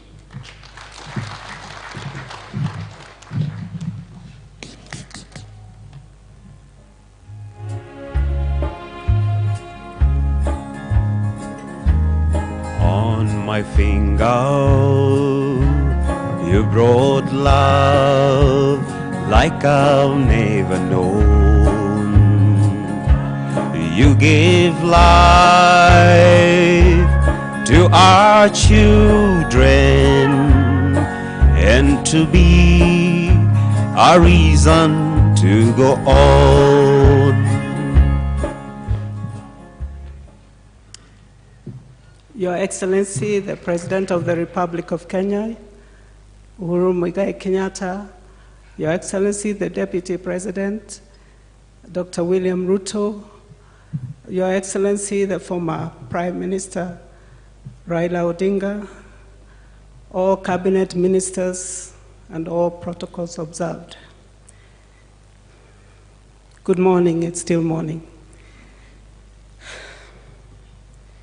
Well, a lot has been said, and I won't say very much because we will just be repeating ourselves as family members, because we enjoyed the same things all around. We already did a tribute, the girls did a tribute for Dad, which is in your programs, but individually, I'll just sum up what my dad left with me. Dad, our dad, was a very special man in more ways than can ever be described. He instilled discipline in us, and he didn't favor anyone when you misbehaved, whether you were a boy or a girl. And I would like to remind Mike that some of us girls got equal discipline as the boys. and his love for music. I am proud to say that I was always the one he asked to go and purchase the music, especially Christmas time. He would give me a driver from Nyeri, and I would go to a shop that was on Moi Avenue, Assonance. Some of you from that, our contemporaries, might remember that. So I would go and make a selection. So we shared love for music, which then even our children today have come to love the same music.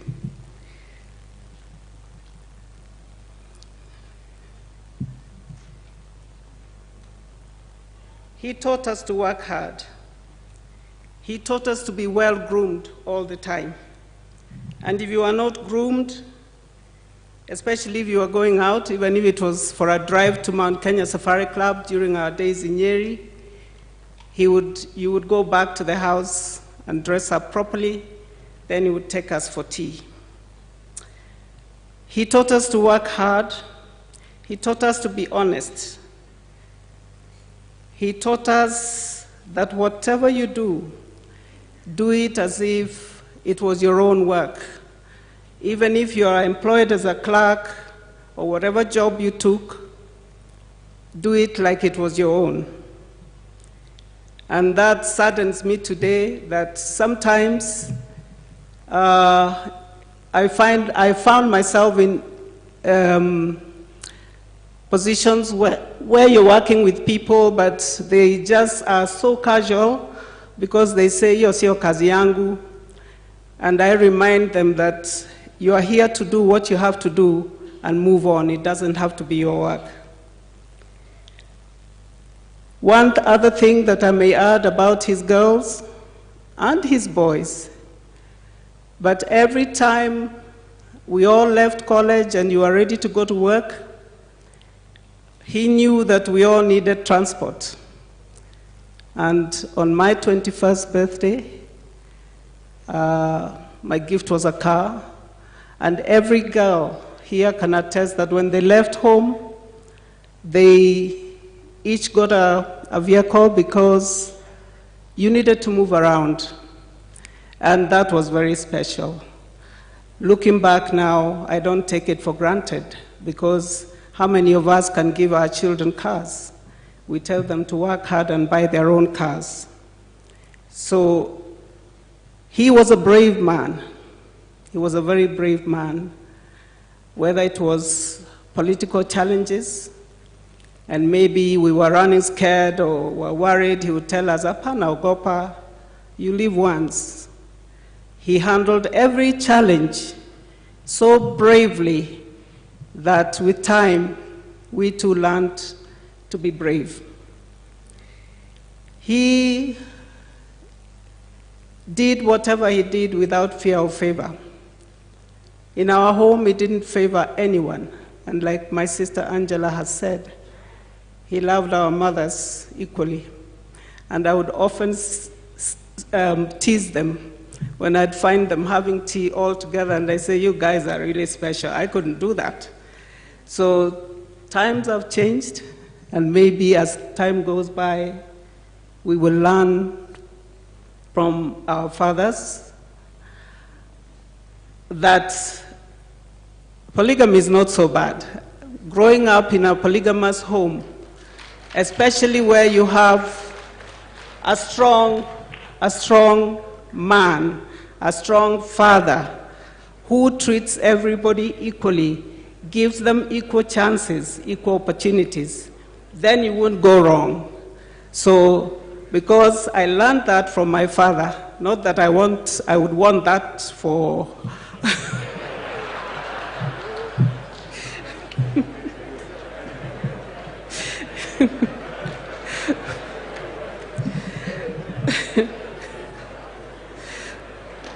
but it is what it is.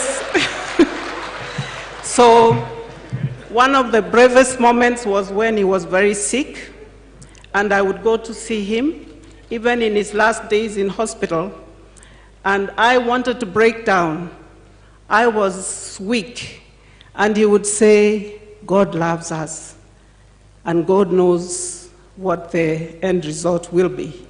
So I would get encouraged. So Dad, rest in peace, eternal peace, and we'll miss you forever. Thank you.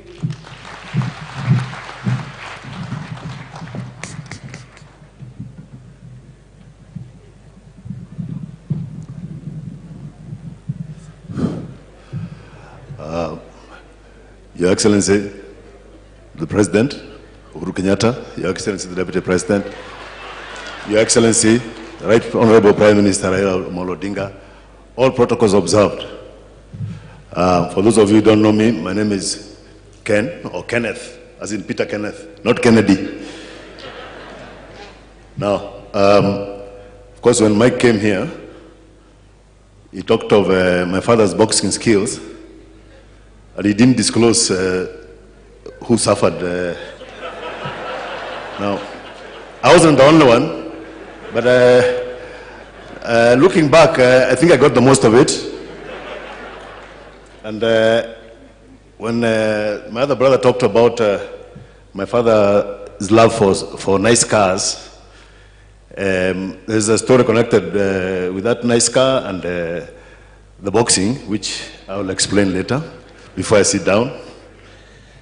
The truth of the matter is, out there, Dad was known as a very strict and firm individual, and he was, yes, even at home.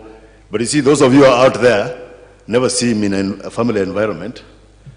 And even those of us who are on the wrong end of the boxing skills, when you are behaving, things were very smooth. He was a very good dad. I remember Charles on Tuesdays when he used to go from Nyeri to Nairobi to the Whitboard meetings.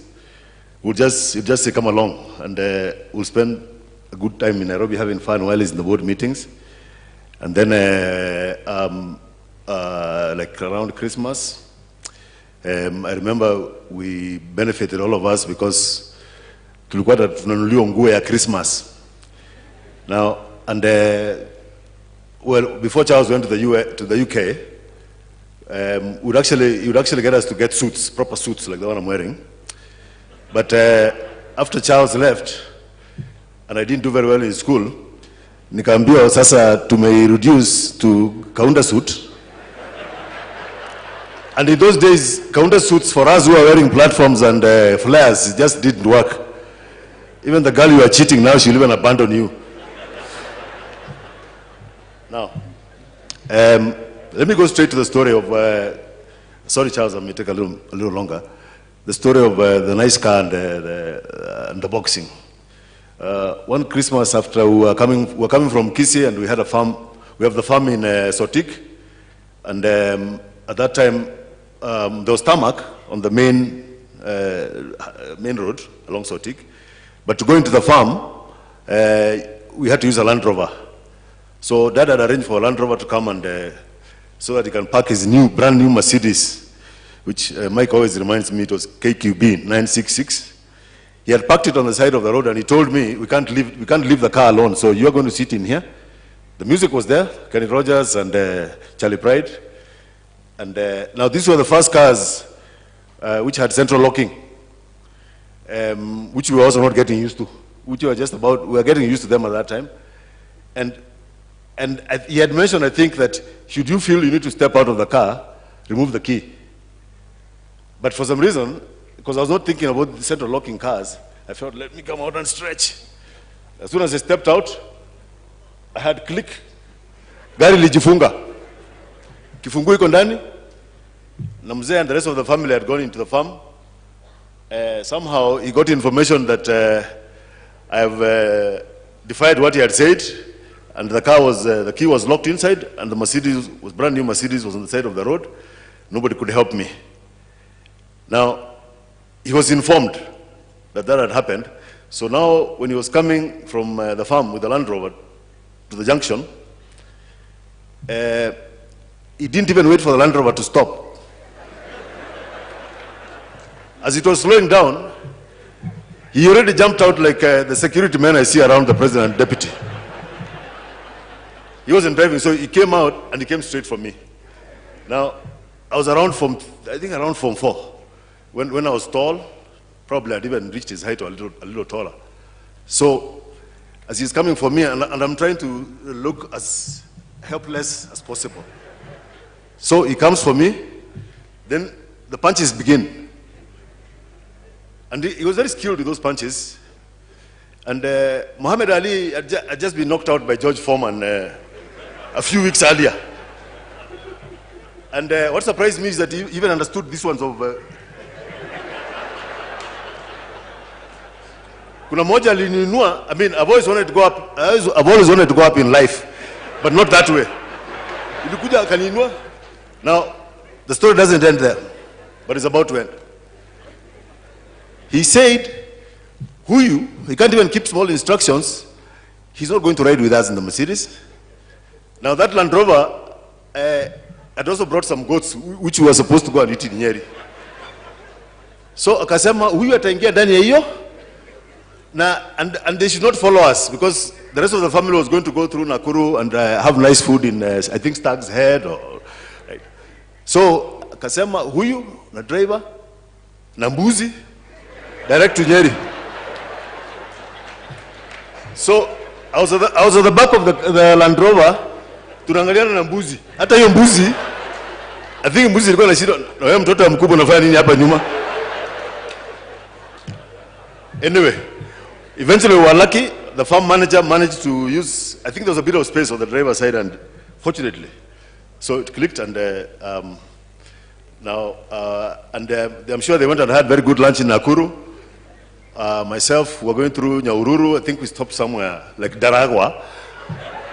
And the driver and the bodyguard who I was with, wakanunua mahindi chamusha hapo, wakaniambia mtoto wa mkubwa sikule hata wewe hii.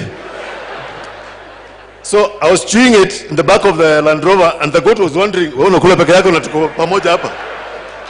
Anyway, before I sit down, Charles, you're going to have to give me a minute. And I didn't ask if I can read. This is from Honorable Beth Mogo, because you might have said no, and I have no one to appeal to, because the only appeal, amelala hapo. Ukikataa hakuna mtu nitaendea. Wacha tu nisome haraka haraka. This is from Honorable Beth Mogo, who is very close to the family, and the grandmother of my two older daughters. If you can allow me to read it very quickly. The friendship between Honorable Nyachae's family and ours dates back very many years. We got to know him when he was a PC, and I called him PC always, even as he rose through to higher rank. Because he left an indelible mark as a PC due to his charismatic leadership. With time, we ended up being in-laws, and he respectably called us Korera. That is in-laws in Kisii. We have since remained friends throughout, and we share grandchildren together. That is Mwango, my first daughter, and Wamboi, my second daughter.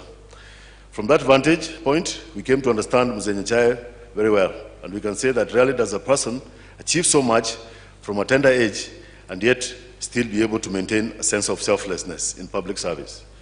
But this is how the late Honorable Nyachae lived his life.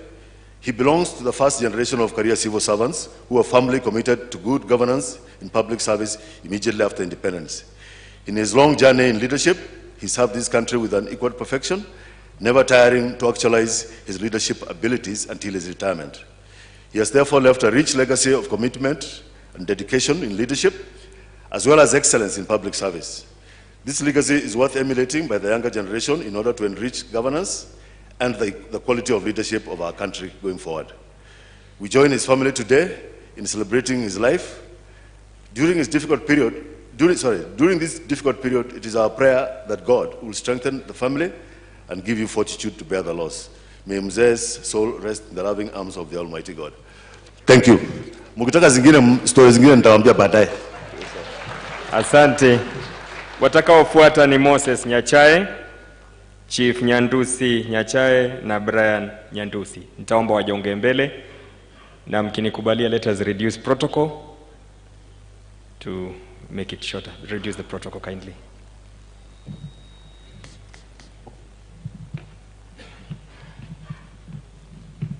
Okay. All protocols observed. Thank you very much for giving me the opportunity to just give a very short tribute. It's impossible to follow my brother Ken with all his stories, so I'm going to try and keep it brief. As everybody has said, both in Nairobi and the various tributes that we've received, and I'm sure will be forthcoming as other speakers give their tributes. Dad was a hardworking man and the hardest working man I've ever known. And he's somebody that we, as his children, just aspire to emulate in everything that we do. As much as we emulate his work ethic and his principles, we also try and emulate his sense of family and family responsibility. And there's just a couple of examples that I can give, which in my mind, sort of in my experience, just sort of captures that. And it's not stuff that you necessarily appreciated when you were young, but you appreciate in older age. And when I look back at the early 80s, when you know, my brother who follows me, Eric, was starting primary school in Nairobi, when Dad had just been moved from Central to be a PS in the office of the president, we had a routine in the morning. We'd wake up and have to be out of the house with Dad by 6:45 at the latest, because his routine was tutaingia gari na yeye atupeleke paka office of the president, and then we'd now switch. Him would go and start his day. He'd give us his driver Kenoka, who Mike mentioned earlier. Kenoka was stationed at the office of the president. Kenoka now would take us to St. Mary's, which was our primary school. Do that every day. In the evening, come home, and he was a fitness fanatic, so he would always want to do his exercises, and at some point he took up squash and used to take us to play with one of his family friends. When we moved to Loresho in the mid-80s, alijenga ka squash court, and his routine in the evenings would be, as soon as he comes in, atakuuliza, Mozo, umemaliza homework? I say, yes. Sasa badilisha nguo, twende tucheze. He'd always want to have that experience of just spending time with family in whatever way we can. And it was actually great for both of us, because we were quite competitive. And it's a very weird feeling sometimes when ulikuwa nacheza na your dad, and he's the one who got me into the game, and eventually I was able to outperform him. And it was a very mixed feeling of pride and guilt that I remember going through. But those are memories that I cherish. Why am I saying all this? Because the hard-working element was, he would go out, work throughout the whole day, come back in the evening, spend time with his family in whatever little routine he'd get into. And as Angela said, dinner time, family all the time, all day long. Whether he's having a meeting with some business colleagues or some politicians or people in government, walikuwa nakuja nyumbani. He was never out and about, or ameenda kule mkutano Serena or what have you. Everyone was at home, because dinner time was dinner time. Na kama wageni wanataka kukaa for dinner, that's fine.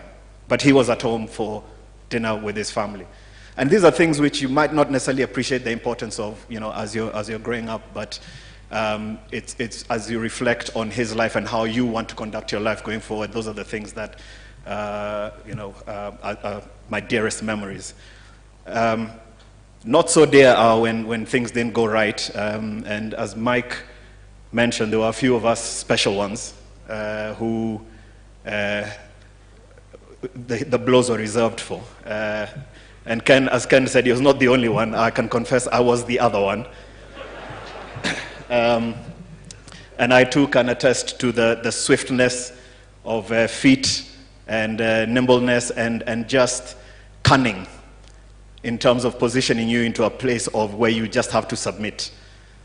So I've got stories galore which I could get into, but with the wish of not taking up too much time, I just want to conclude by saying that we're grateful for all the love and support that friends and family have shown to Dad over the years, and in these last few days as we take him on his final journey. It's not something that we take for granted, and we're very grateful, as I'm sure Dad is.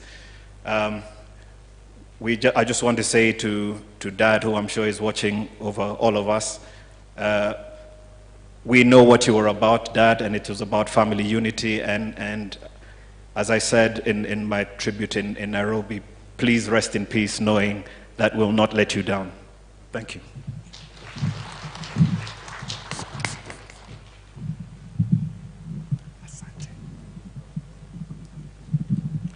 Your Excellency, Mr. President, I'm not used to using this. I usually hold it, but please bear with me.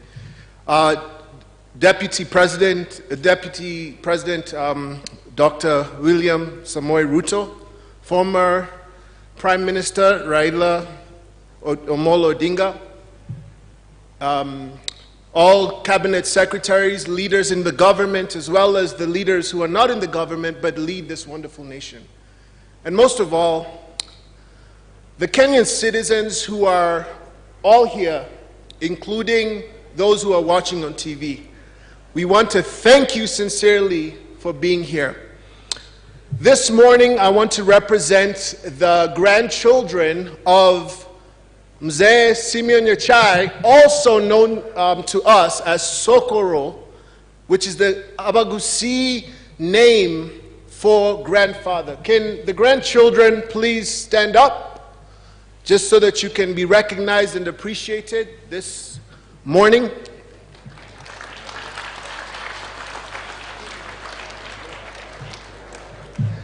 One of the most beautiful things today is that we all have heard about the fact that we come from a polygamous family, but we all traveled by bus here together as one family.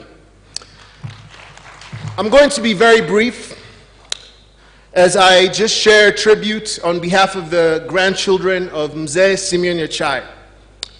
New York Times best-selling author and pastor of one of the largest churches in the world, Dr. Rick Warren said this: "The sum of your habits is your character." It is very easy to become a public success and yet end up a private failure. My grandfather was the same person, all of you who have known him and experienced him personally. He was the same man in public and in private. And there are values that he brought home and he kept consistent in his character and his leadership. The one thing that he not only just shared, but he showed, because leadership is modeled, not just said. He modeled unity to all of us as grandchildren. And even as we grew up in a polygamous family, we have unequivocally, if that's the word I should use, decided, not just now, but long time ago since we were children, that we will stick together. We will support one another. We will be there through thick and thin.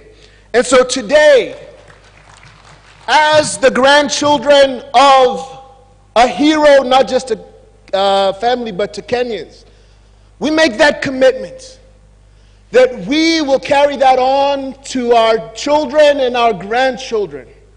And the first thing we will do is lead ourselves, because that is the greatest form of leadership. And then number two, lead those who we've been called by God to lead in our areas of influence with all excellence and humility. God bless you.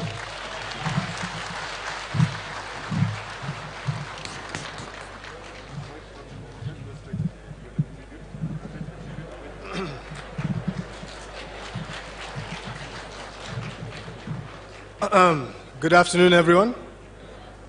My tribute is based on my experiences from seeing my uncles, aunties, and also interacting with my cousins.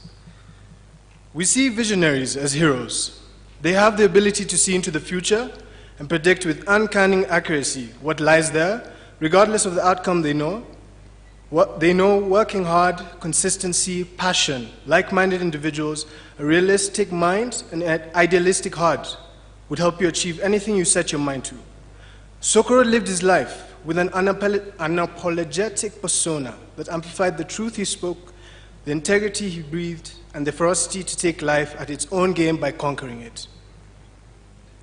He accepted people for who they are, but inspired the potential to become something more through a disciplinary cane, figuratively and literally. A heart of gold that no matter where you are, his unconditional love would reach you, and when you want to see him, it would sip throughout your entire being. The Dangara people of West Africa believe everyone is born with a purpose, and that purpose must be known in order to ensure an integrated life. People ignorant of their thinking are like ships adrift in the hostile area. A person's purpose is embodied in their name, thus constituting an inseparable reminder of why the person walks with us in this world. Honorable Simeon Nyachae lived up to his name and set a precedent that a legacy is not only attainable, but living an exemplary life filled with love, laughter, music, family, and spiritual nourishment is a gem to your crown. The greatest storyteller I knew in the written and vocal sense. Thank you.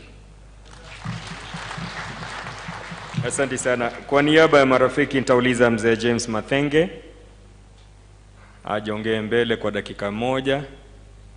Kisha kwa niaba ya kamati ya wazee, the chairman of the Council of Elders, mzee Matundura, vile vile aje mbele tafadhali.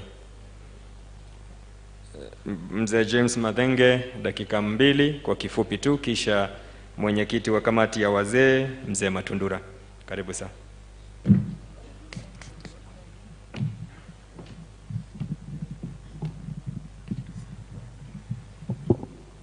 I salute the President of the Republic of Kenya, President Uhuru Kenyatta, and his deputy, Ruto, the former Deputy President Raila Odinga, Cabinet Ministers, ladies and gentlemen. With my 2 minutes, I can only take a flight on life of this honorable, this great Kenyan. And that is what I want to do. I knew him, first of all, as just somebody working in the civil service, and we are in provincial administration together, and working in different provinces. And when he was brought to Nakuru as a PC, I was posted to him in 1966, Your Excellency, by your father, to assist him, because of that was it was the largest province. And I think your father thought that he had the muscle and the strength to manage such a province, bordering Ethiopia, Sudan, Uganda, Tanzania, and all the provinces except Northeastern province. It was a gigantic province, and that's where he became a working mate. They started working together. Soon that developed to friendship, and we ended by being brothers. And that's the position I stand here. I'm very conscious we don't have time to talk about Nyachae, because the life history has said it, and we have time constraint. I'm very shy to continue from there. One quick one is, I knew him very clearly as a family person. He came out, and you have seen for yourselves. I don't need to add to that. A family person, and he gave his family quality time, not left cook to come. He gave it that. So this acquaintance who becomes a friend, he also became a mentor. He mentored those he worked with him, and they are here today, many of them. If they stood there, they will repeat that story. He did that job with distinction. When he made friends, he kept them because he trained them. He therefore kept them. He did not throw his friends about. And from there, of course, we know Nyachae also. That is the civil service. That's the family. And then we know him as a politician. At least if I remember one great thing about Nyachae is when he told the nation, I'm now changing a career from civil servant to politics. I know what I'm going to find there. I'm sure aware. Anybody in professional administration knows what to find in politics. One thing I will not be trained with is lies. And he lived up to that. I work, but I'll call the truth the truth. 2 is 2 and 3 is 3, and it cannot be called by other name. And he also lived up to that. So as we mourn Nyachae, as we mourn him, and that's what we come here to do, as we celebrate the life, that's why we are saying some of the good things he did. I think we should do that with confidence that we lost a good Kenyan, a good husband, a good father, a good grandfather. May God rest him in eternal peace, and may God also keep the family. Charles, you have been commissioned by the church.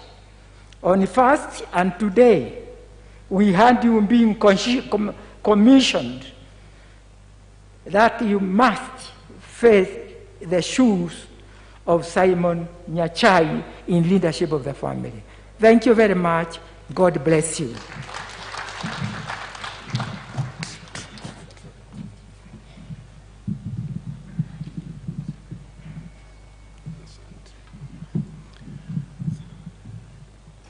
Your Excellency, the President of the Republic of Kenya, na wote muliomo hapa.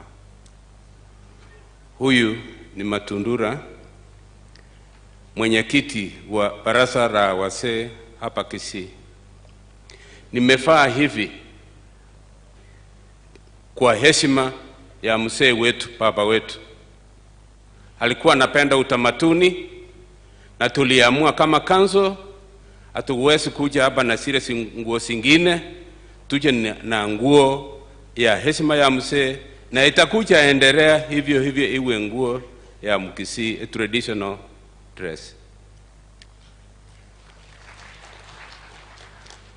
Katika baraza letu alikuwa patron, na kwa baraza hilo hilo alikuwa na deputy wawili, mmoja akiwa Honorable Jared Kangwana, nafikiri yako hapo nyuma, na vile vile Mzee Steve Omenge. Hao wawili walikuwa deputies wake. Na vile tumekuja hapa leo, tumekuja na baraza la watu wengi ambalo the request walifanya wasimame huko, wafanye hivi kwa mzee baba wetu, msimame hapo popote mulipo, baraza nzima msimame vizuri. Asante for waving our papa wetu. Kabla niseme la mwisho, kuna mabarasa 17 katika Kenya mzima walituma rambirambi sao kupitia kwangu. Sitataja majina, lakini na nationally tuko na National Elders Council ambaye anaongozwa na Faris Rutere wakisaidiana na Captain Kungu Muigai. Waliniambia nilete rambirambi sao kwa familia. Kwa hivyo country mzima inahusika na mambo haya kupitia mabarasa yetu. Ya mwisho, papa wetu huyu ametuwachia a lot of message. Kitu moja alituwachia, Wakisii muungane muwe kitu kimoja. Hiyo alisema, akarudia tuwe pamoja. Na tukiwa pamoja tuheshimiane na tuheshimu majirani wetu. Hiyo ilikuwa inatoka mdomo wake. Na ikiwa alikuwa na Dickson alikuwaambia ukweli. dictionary yake haikukuwa na neno corruption. Nafikiri hiyo hata hakujua maana yake. Corruption, hiyo ni kitu alikuwa anakemea kabisa, hakutaka hata kujua maana yake ni nini. Na hiyo tuko naye. Kwa hivyo kumalizia, tunataka jamii yetu Mungu aisimamie, Mungu ailinde, Mungu awasaidie kwa kila njia ile inawezekana. Na parasa letu wachukue yale yote mzee alituambia, tuyatumie, tuyaangalie kwa makini, tuendelee naye, itasaidia jamii ya Wakisii kabisa. Nitawachia hapo kwa sababu naona muda ni mfupi, lakini natoa shukrani kwa national government vile ilionelea parasa letu liwe na nafasi ndogo ya kusema hata neno moja mbili kwa mzee. Kwa hivyo tunashukuru kabisa kabisa kabisa kabisa. Asante. Nafasi hii nitamwalika mama yetu, Mama Grace Nyachae, ili naye kwa dakika chache atoe ujumbe wake. Karibu mama.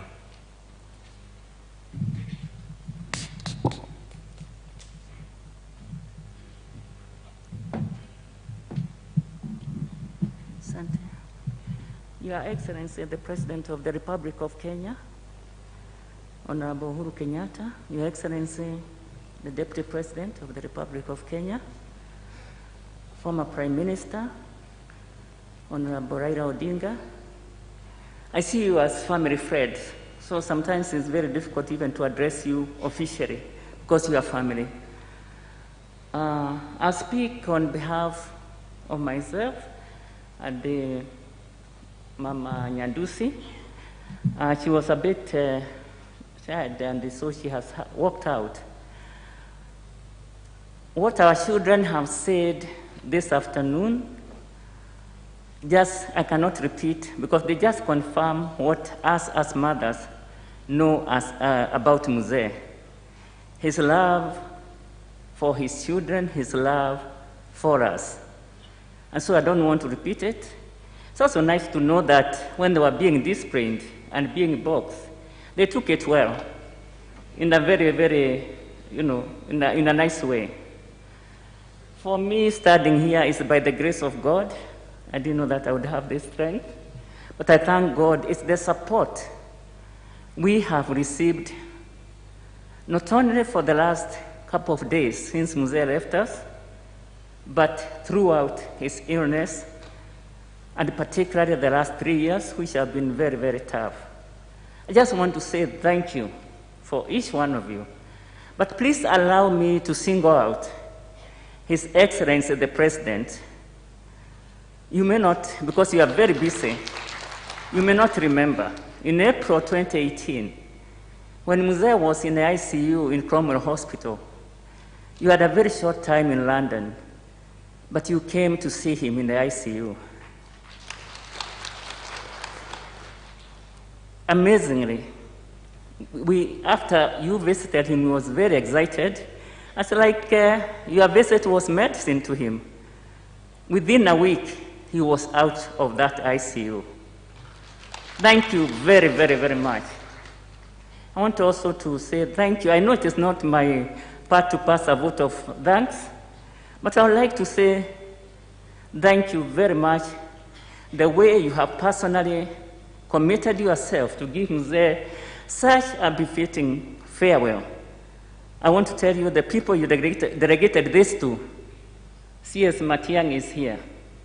And indeed, all the officials of the government, they have done us really great thing. And so even as we mourned and as we grieved, we do not have to worry about these other details. We are very, very grateful. Let me say this. I would ask the young men, and not so young, invest in your wives. If you have not invested in your wife, please invest. Mzee invested so much, so heavily in me. When we say for better or worse, the better for me was much longer than for worse. When it became necessary for me to serve him, I had no reservation.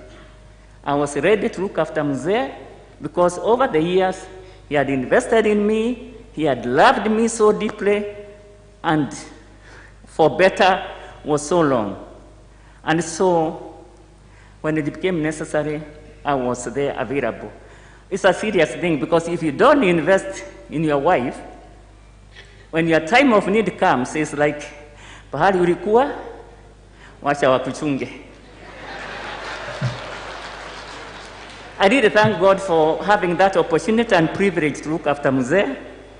And I do believe that Mzee left us knowing that we loved him, not only as a wife, but as a family. And for me, even though I was not tired looking after him, I could have given anything to look after Mzee and have him a little bit longer. But I believe God's plan, as Mzee always reminded me, God knows the plan he has for each one of us. And I believe this was the plan. It wasn't, we had seen worse times when he was not well. We were not prepared, we didn't foresee this. But I just want to say I thank God for Mzee. I thank him for his life. He lived a good life. When people say that someone lived a good life, he did. And though he struggled towards the end, we should not focus only on the negatives, but focus on the good things. As I finish, let me say, Mama Nyandusi, Mama Charles, as she left, she told me to remember what she said yesterday, that her and myself, we are together.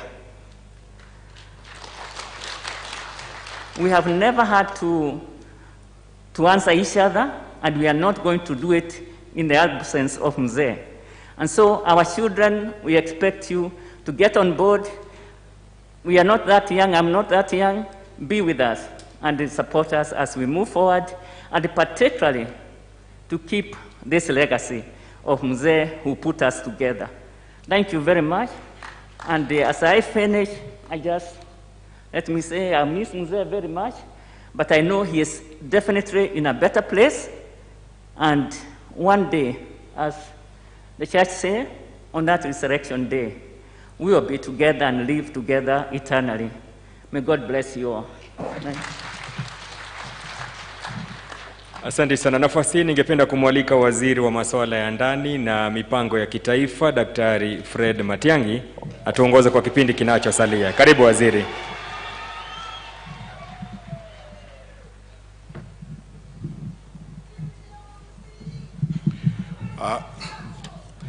Your Excellency, the President of the Republic of Kenya and Commander-in-Chief of the Kenya Defense Forces, Your Excellency, the Deputy President, the honorable national leaders who are here, I am confronted with a very difficult situation, and I am going to be very frank with all of us. As a nation, today, we woke up to an interesting day. We are struck by another tragedy. We lost Mzee Yusuf Haji yesterday.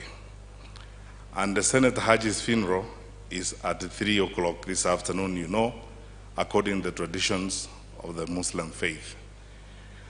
A good number of our national leaders who are here are also headed that direction.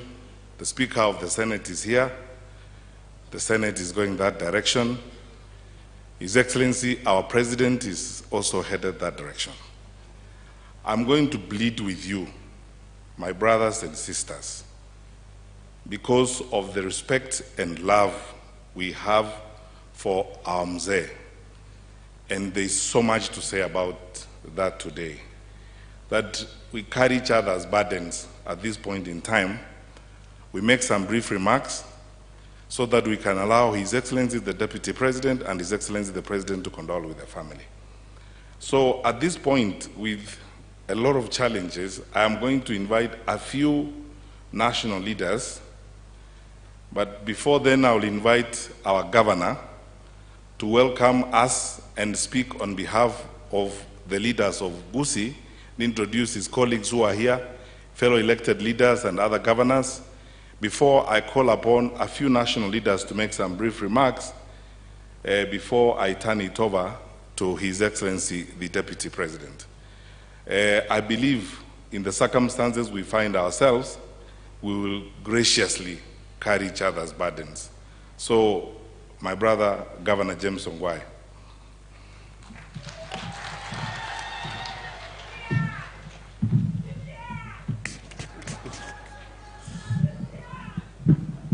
Your Excellency, the President of the Republic of Kenya, Your Excellency, the Deputy President of the Republic of Kenya, the Right Honorable Prime Minister,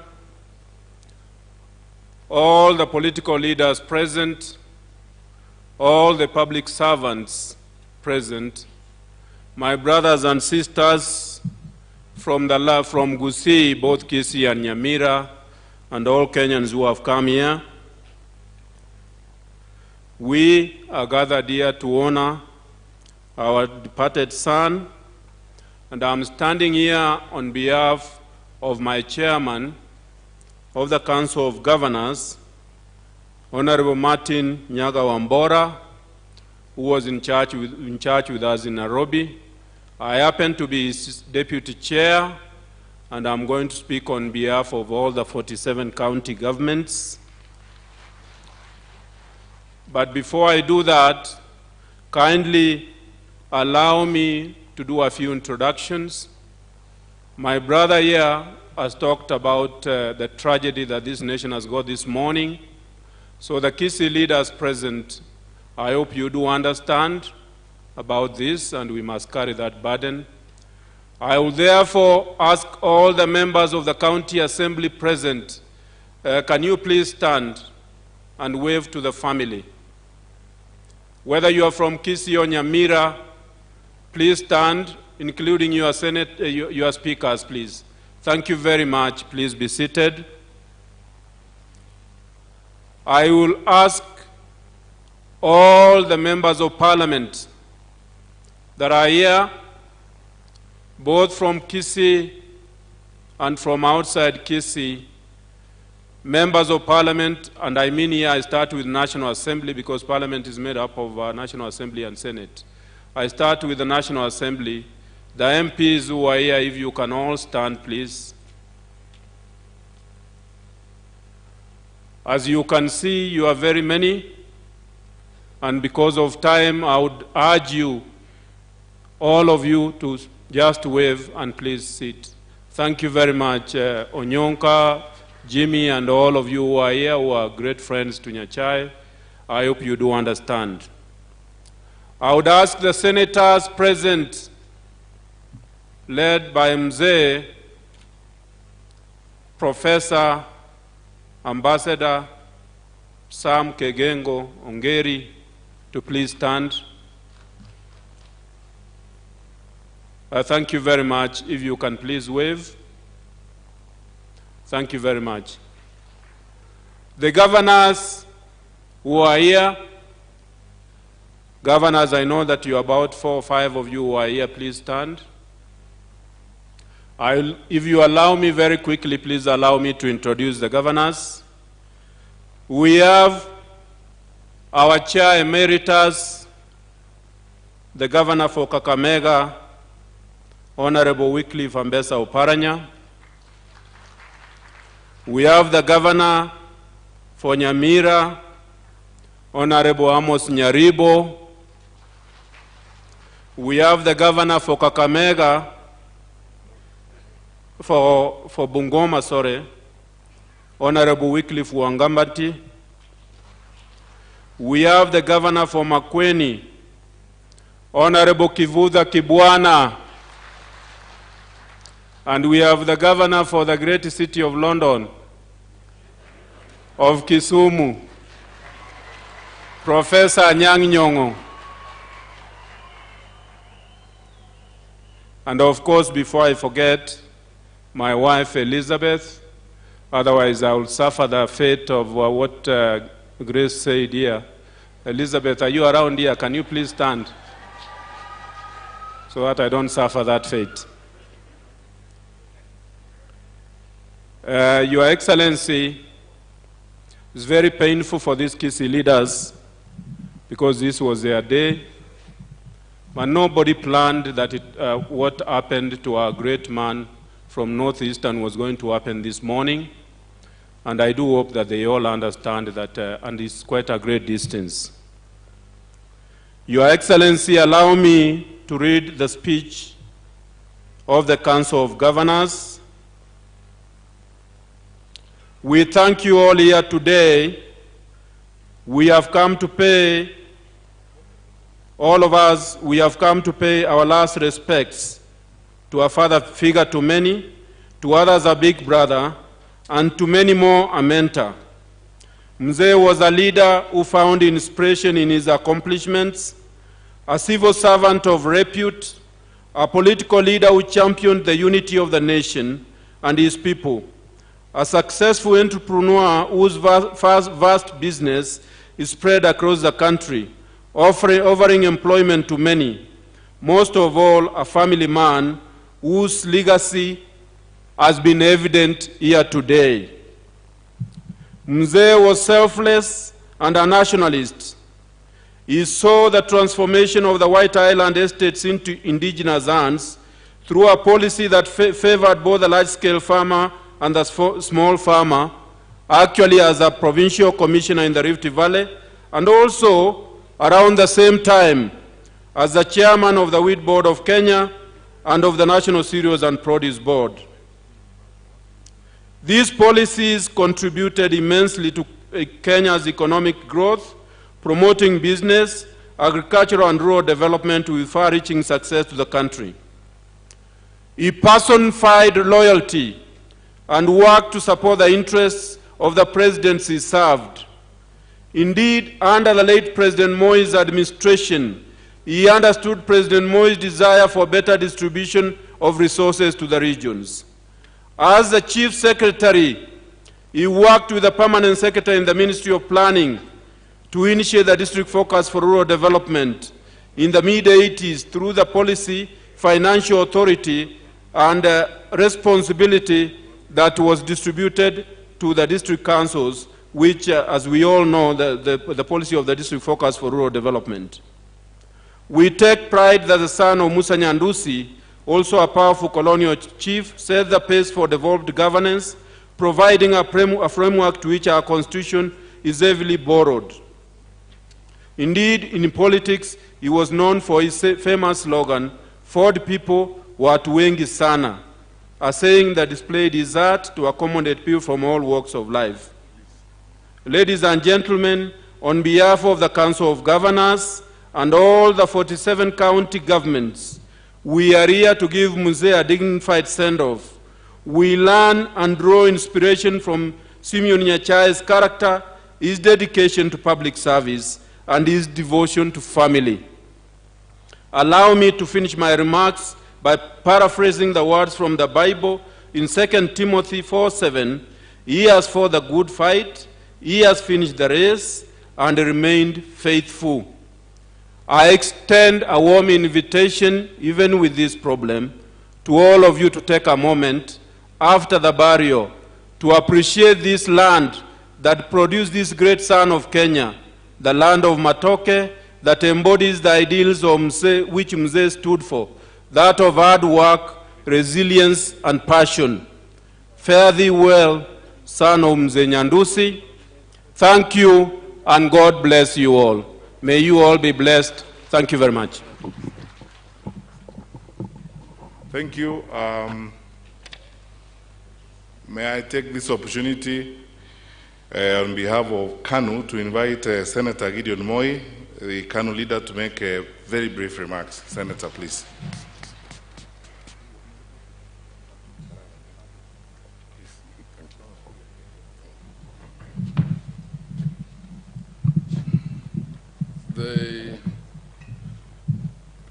His Excellency the President, the Deputy President, the family of Mzee Nyachae, my colleagues in the National Assembly and the Senate, I'll be very, very brief. It was not a must that I speak, but it was a must that I be here.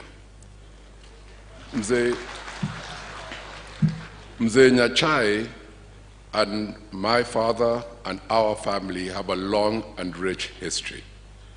So today, when it's the day that we are resting Mzee, it's important that we reflect on his life. We've had a personal experience with him. He was a man of great character, intelligent man, loyal man, determined man. We will miss him. And he was a loving father. I remember when he used to come home, what struck you was his sternness. I've heard that he was a disciplinarian, that he was, but his intelligence and his quiet intelligence and his loyalty. It's difficult nowadays to find people of that character. But ladies and gentlemen, there is something which I think if we have to learn from Mzee Nyachae, is that to be successful, to reach the pinnacle of your career in personal and business, you do not have to steal. You do not have to cut shortcuts. If you have a doubt, look at his life. He reached the pinnacle by sheer hard work, determination, and intelligence. Simple as that. We salute him. Fare thee well, our great leader, our father. Sante. The Honorable Vice President Stephen Kalonzo Musyoka.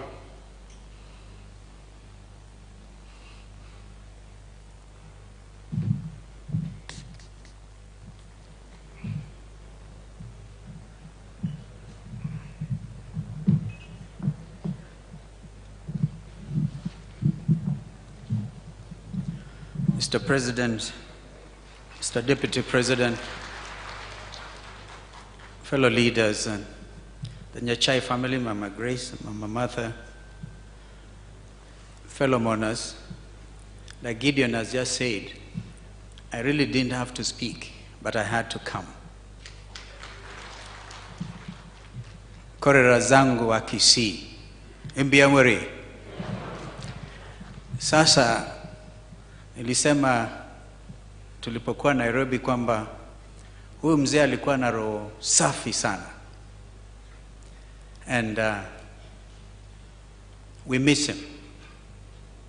When I first was face to face with Mzee Simeon Nyachae, I'd just been appointed an assistant minister by Mzee Moi, actually on the Fool's Day, so I thought I was being fooled. And Mzee Nyachae then was the chief secretary, so someone who was to swear me in as perhaps the youngest assistant minister. But I didn't know that, Your Excellency, to go to State House, you don't drive pickups there. So I drove myself in a pickup. And that is a product of Sekuru. And when I got to State House, after swearing in, I explained to Mzee Nyachae that this is how I came. He took pity on me and actually gave me a lift, I think in his famous Mercedes that was mentioned earlier on. And I felt completely appreciated. Later on, of course, we had to join together with him in cabinet as a Minister for Agriculture, very authoritative. And of course, as the Chief Secretary also that time, he did quite a lot to create the precursor to devolution, rural strategy, the strategy for rural development. And so we honor him. And we appreciate that God gave Mzee Nyachae to us. But there was also the Christian aspect of Mzee Nyachae. Mama Grace, you remember, I'm quite sure people like Sam Owen, if they are not here, they were definitely in Nairobi. That network of friends would just meet and pray for each other. So Mzee Nyachae was a believer, and we thank God for that. I know that David Musila, I'll be very surprised if he's not here because we didn't speak before he came. And I know that that type of wazir, when there are great difficulties facing individuals like us, it was people like David Musila, Mzee Nyachae would sit and give us comfort. Therefore, I hope Mama Gracie will not forget to prepare the famous banana cake at 4 o'clock. We will keep on coming. And it is Lee Nyachae who has always was my guide to that family. And so as we mourn even the Yusuf Haji, we celebrate meritorious leaders like Mzee Yusuf Haji, Mzee Simeon Nyachae. I will not talk politics, but Brother Raila will remember. 10 o'clock in the morning, outside Serena, we signed with Mzee Nyachae the coalition agreement before NAC. That was Senior Counsel Paul Mwite, the late Kiliku, and Mzee Nyachae. In the afternoon, we all know what happened, Kibaki Tosha, and then Kikaumana. Kilipaumana, nothing can clear from our image the fact that we are here to bury a real patriot, a national leader. May God rest his soul in eternal peace. Okay, so let's start over. The Honorable Musalia Mudavadi.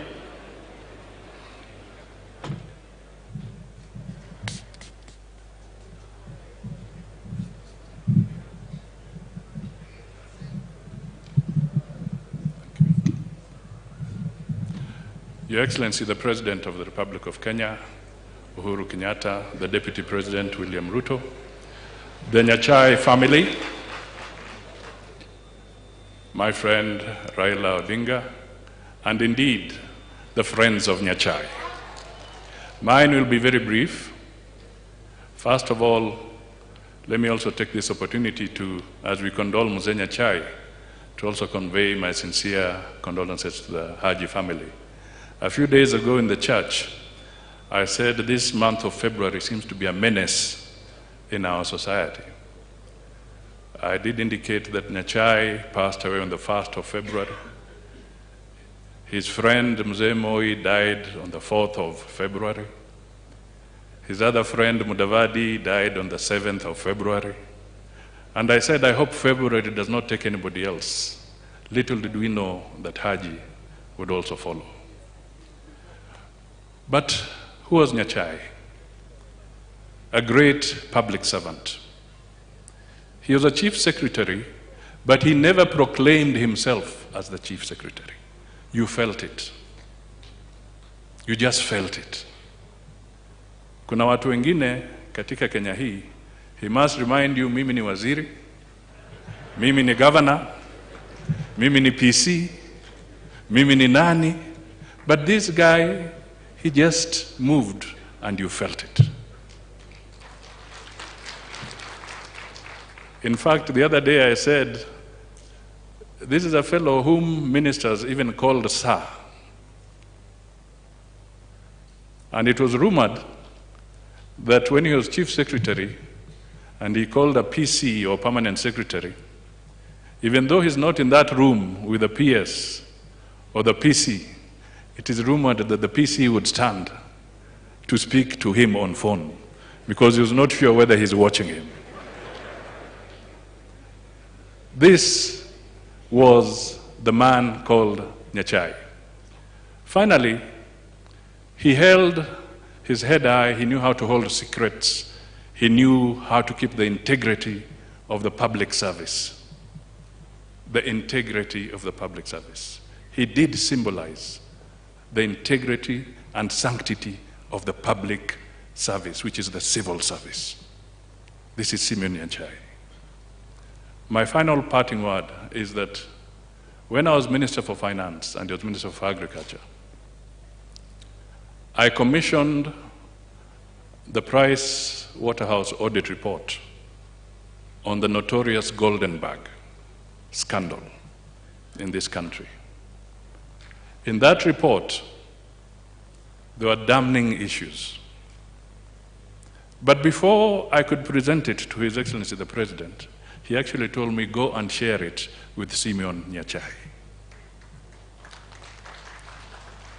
So I went to Simeon Nyachae's house, Mama Grace's house, and we went through that document. After that, I knew I had an ally. And when we went to cabinet, the decision to close the windows and the vichorochoros of Goldenberg was made. This man contributed immensely to the well-being of Kenya. May his soul rest in eternal peace. To the Abagusi, you gave us a good son. To the Grace and the Nyachae family, you lend us a very good patriotic father and Kenyan citizen.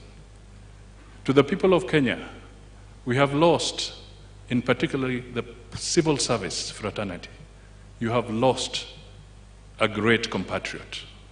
To Kenya, we have lost a great son. Mungu awalinde nyinyi nyote. Asanteni.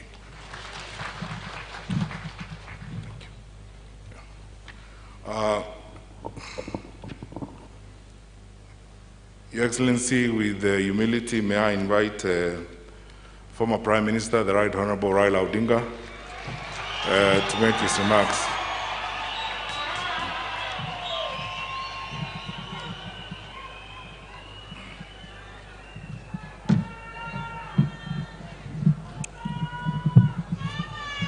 The family of our friend Mzee Nyachae, Excellency the President, all protocols observed. Abagusi Mbuyamuri, amjambo yote. As I said in the church the other time, we have come to mourn a great Kenyan. Simon Nyachae, by all accounts, and everything that has been said about him, was a great Kenyan and a great human being. I explained at a time the relationship between the late Musa Nyandusi's family and the family of Jaramogi Oginga Odinga. We are family, and I explained how I first came to Nyachae in 1954 when I was a small boy, the home of the late Paramount Chief Musa Nyandusi. He was a great friend of Jaramogi, and therefore we are a family. I have had occasion to have long discussions with Simeon, together with our late friend, late Job Omino. And through those discussions, we shared a lot with Nyachae.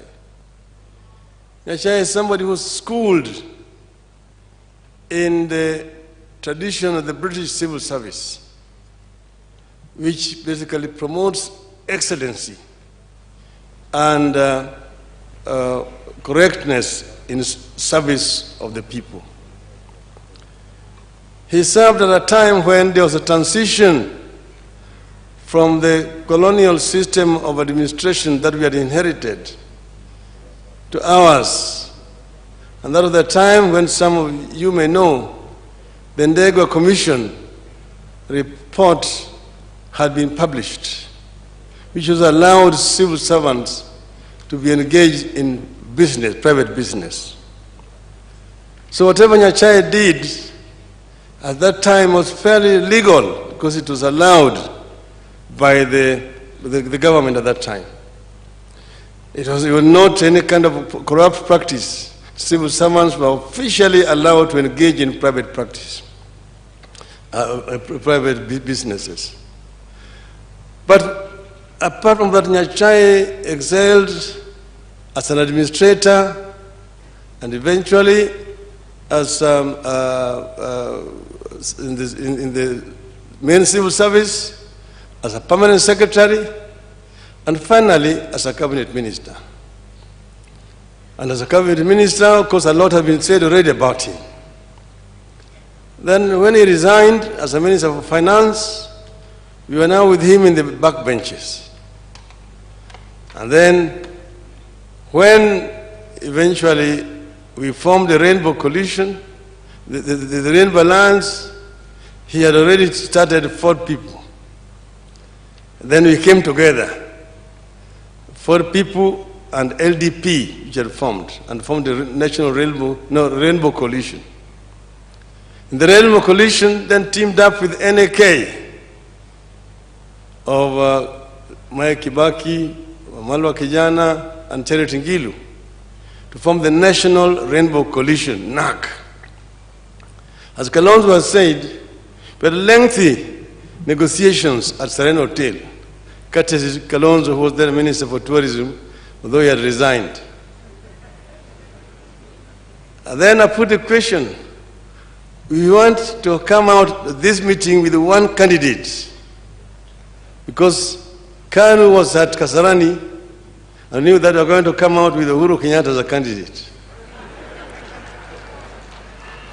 So I told them, let us agree that we can only have one candidate. So as they announced the candidate there, we also announced ours here at Uhuru Park. Nobody was willing to budge. I said, I'm pulling out myself. Who follows me?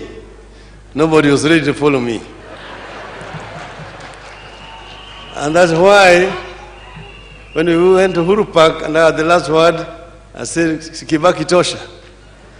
Of course, it did not go down well with my brother. But we later on discussed it. And I told him, it was just going to be you and me. And it was not going to work because others were not going to come with us. And we became friends again. Eventually, we served in the same cabinet with Simon when he came in as a minister, first minister for energy, in the same government. And we were working very closely together. I remember there's one time when I had a problem. We had this road called Kisii-Chemusit Road, which had not been constructed for a long time. Every election time, a contractor would be appointed. When elections are over, it would be withdrawn. So when I came as Minister for Roads, I put my my Chief Engineer Roads, the late Barnabas Ariga. And I told him, we appoint a contractor and I receive a progress report on a monthly basis. And it was done and completed, the branch to Nyamira town. When I came to Nyamira town, the people told me, we have a tarmac out to town. But for us to go to the provincial headquarters, you have to go all the way through Kisii, around the Yugis, back to Kisumu. Yet from here to center, just about 20 kilometers. So then I went with a cabinet memo to the cabinet, because the contractor had agreed to maintain the same rates to do the 20 kilometers, Nyamira to center. Then, when I presented this, it was opposed by other several ministers. But Nyachae stood by me and said, Mr. President, it is always possible, it's always done in government. So long as the contractor agrees to maintain the same rates, it is first, it's going to be cheaper than if you have to go and re-advertise again. Kibaki had a lot of respect for Nyachae. So he said, sawa sawa. That's how I was given a go-ahead to do Nyamira to center, because of Nyachae. May the good, today it's not politics, but I can say BBI. Thank you. Okay. All right. I suggest we're coming to the end. I'm soon going to hand it over to His Excellency the Deputy President. But the Speaker of the Senate is here, Honorable Ken Lusaka. I would request you kindly for 1 minute.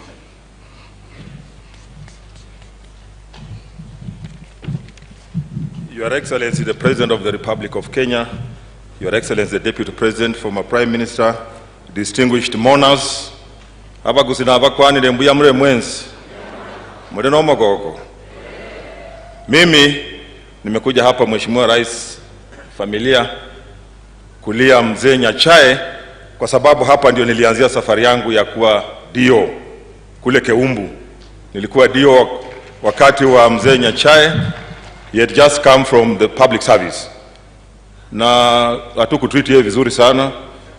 Lakini siku moja nikaambiwa, despite all that, kwamba President Moi alikuwa anakuja breakfast kwake, nikaona vitu vichenjanga, vitu imebadilika.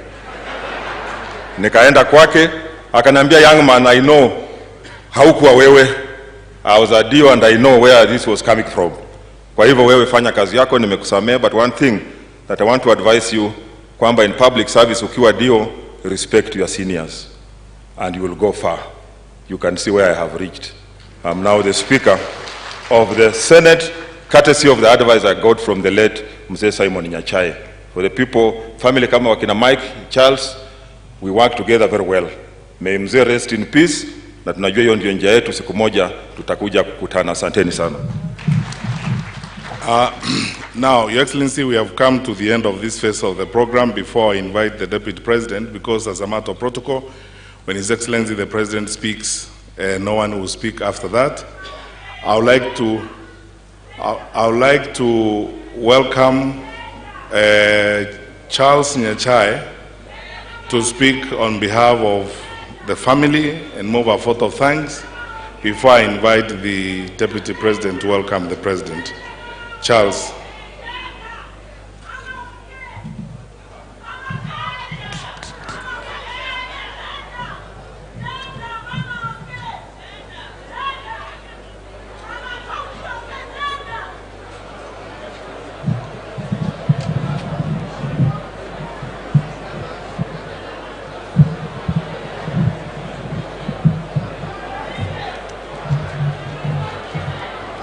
Your Excellency the President, Your Excellency the Deputy President, Your Excellency the Honorable Prime Minister, viongozi wote ambao mmefika hapa siku ya leo, wale wote mmekuja kutufariji na kuwa nasi wakati tunasindikisha mzee wetu kwa safari hii ya mwisho. Naomba niwasalimie kwanza, hamjambo. Mintombi amore. Biamono gakina ande nda basabe asa maskanya manene. Asa maskanya manene. Twali wancha togendere ne program yebunere. Bali mwale okwana nto baigwete. Lakini tuanchire ekyara ni manyete nane ko batebinde buna omwaka abanchete na iruna mwa musigete kamoranche tigatokore program ye asenjera ya maskani. Your Excellency, before I move a vote of thanks, allow me in just a few minutes to read a personal tribute to Dad. Dad, it is time to say goodbye. But then again, because we are people of faith, it is not a final goodbye. We believe that we shall be reunited before God's throne on that resurrection morning. Like the Apostle Paul in his second letter to Timothy, you have finished the race, you have fought the good fight, and you have kept the faith. And what a life it has been. I thank God for having given you to me as my father. From you, I have learned much. You taught us by example to accord respect and dignity to everybody, irrespective of their socioeconomic status. Courage has been one of your greatest virtues. You always courageously stood for what you believed in, even against all odds. I recall when I was chairperson of the Commission for the Implementation of the Constitution, many times doing my job properly required rubbing the establishment the wrong way. When this happened, and depending on the perspective of the person speaking, people would say, he is courageous like his father. Or they would say, huyu ana kichwa ngumu kama baba yake. Either way, I was proud to be associated to that virtue of yours. Dad, again by example, you taught us generosity. You always reminded us to acknowledge God's blessings, and you, in turn, shared those blessings widely. Time without number, I have met people who I didn't know previously, and they have said to me, without your father, I would not be what I am today. There is so much more, Dad, that I learned from you, values and virtues I observed throughout my life, and which I am sure my siblings will endeavor to emulate. Dad, in your last few years, you have struggled stoically with a deteriorating health situation. For me, it has been painful and traumatic to watch my strong, active, and independent father lose his strength, become largely inactive, and also become dependent. Even after the over 2 years,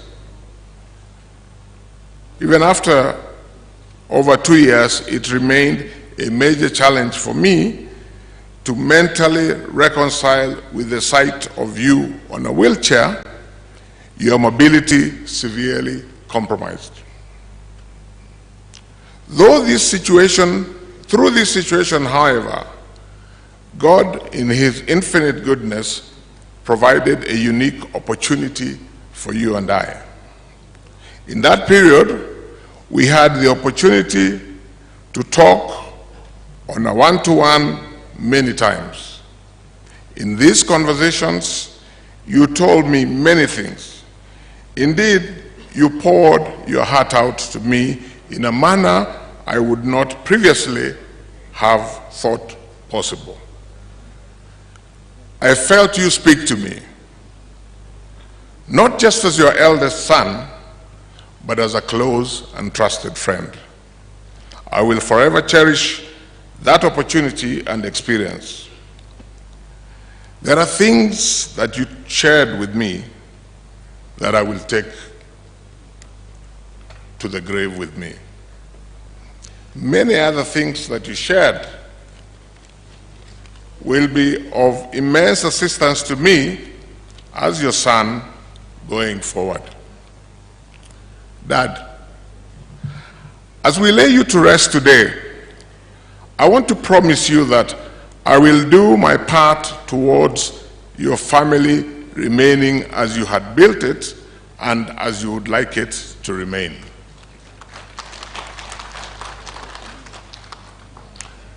God chose to call you home on my birthday.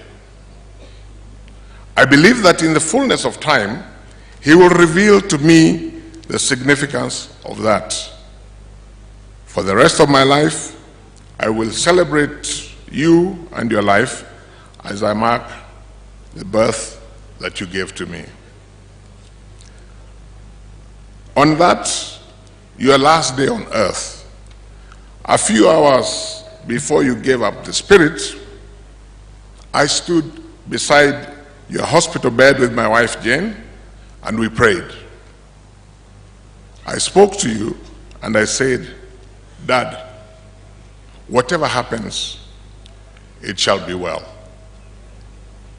Well now, Dad, it is well. Tata, it is well. Thank you.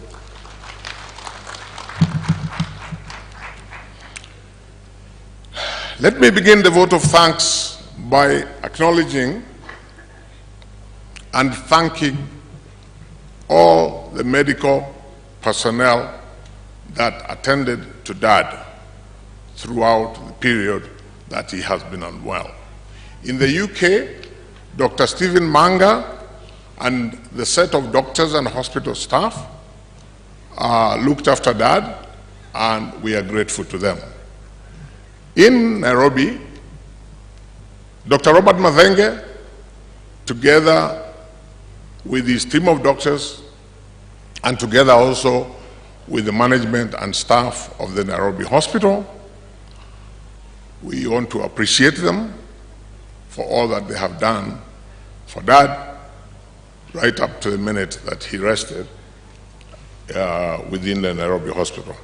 We want to thank and appreciate the nurses and caregivers, both within the hospitals and at home, and those provided by Pinnacle, who have been with Dad for the last couple of years. So, all the medical personnel, I may not have mentioned you in person, but please accept our appreciation. Your Excellency the President, as a family, we thank you and we appreciate you. You have, from the time that Dad rested, you have been greatly concerned. You gave instructions for us to receive support, which we have received from the government of Kenya. And I want, as I thank you, I want to appreciate my brother, who is also your cabinet secretary, the Honorable Dr. Fred Matiang'i, to whom you gave instructions, and who has carried out these instructions and ensured that we have received all that we have received from the state. We want to thank you very much, Your Excellency. Having said that, Your Excellency, and having addressed you in that capacity of my president, allow me also to now address you as my brother. Because I want, on behalf of our family, to appreciate your family through you. The reason I do this is because right up to the last minute, Dad never tired of telling us what the late President Jomo Kenyatta had done for him, how the late President was actually a mentor and a father to him, how he held his hand on so many issues, some of which, Your Excellency, I shared with you when you came to visit at home last week. So without going into too many details, I want to request that the Kenyatta family, and particularly your mother, Her Excellency Mama Ngina Kenyatta, who Dad also regarded as a mother, that you pass on our appreciation, and we trust that as families, what our parents started, we shall continue. Your Excellency the Deputy President, I want to thank you and appreciate you as a friend of our family. You have your own history, Namze, and you came home to condole with us. And I want to thank you for your moral support and the personal material support that we have received from you. Thank you, sir, for your friendship. Because I cannot speak or address every single leader, I want to appreciate, on behalf of our family, all the leaders here present and those who have not been able to come today, those who worked with Dad, like the Speaker of the Senate and others. The Honorable Prime Minister has referred to how they worked in the political environment. The Honorable Musalia Mudavadi, the Honorable Kalonzo Musyoka, and there are many, many people who worked with Dad I want you to accept our thanks and appreciation as if I gave it to you individually. Thank you to all those leaders who, from the time that Dad rested, who have come home to condole with us. Thank you very much to the Gusii leaders, His Excellency the Governor of Kisii, Omoaka, Professor Ongeri, my Senator, my Member of Parliament, the Honorable Richard Tongi, and basically all the Gusii members of Parliament and all those leaders. We want you to know that we thank you and we appreciate you for all the support that you have given us since this happened. We want to acknowledge and say our thanks to all the religious leaders. Some are here, some may not be here, who, first of all, have been Dad's friends over a period of time. Secondly, they have visited and prayed while Dad was unwell but was still alive. And thirdly, those who have visited and condoled with us since Dad's passing.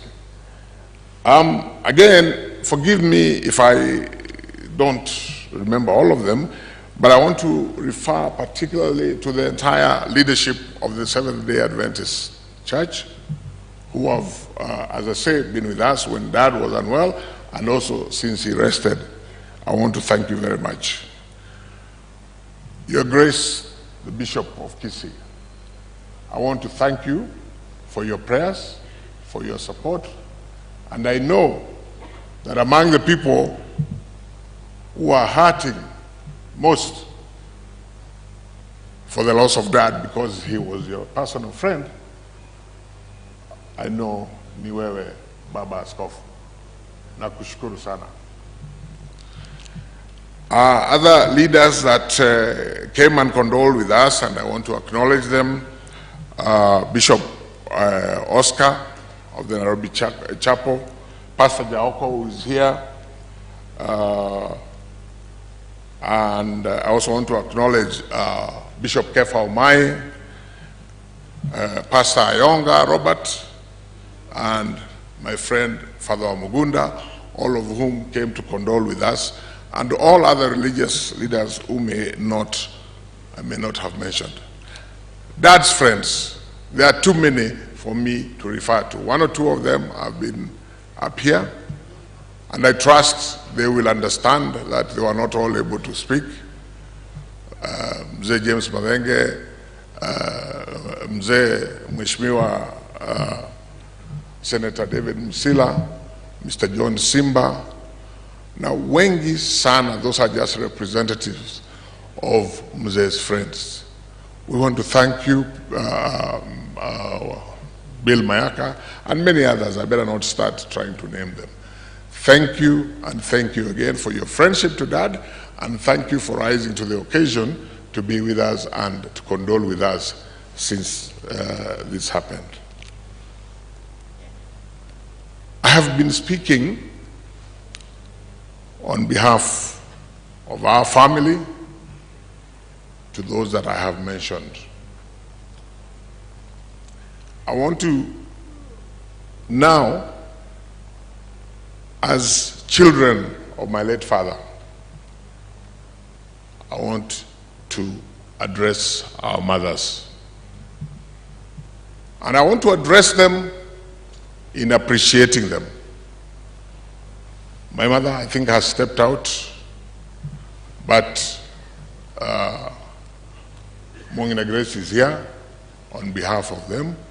I want, on behalf of us, your children, to thank you very much for having looked after Mzee, first of all these years.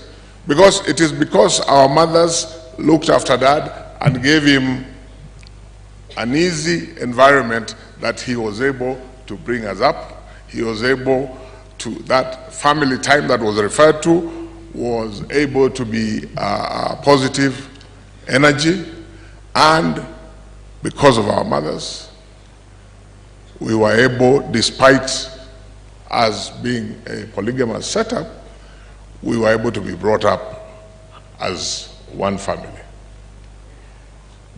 So I appreciate our mothers.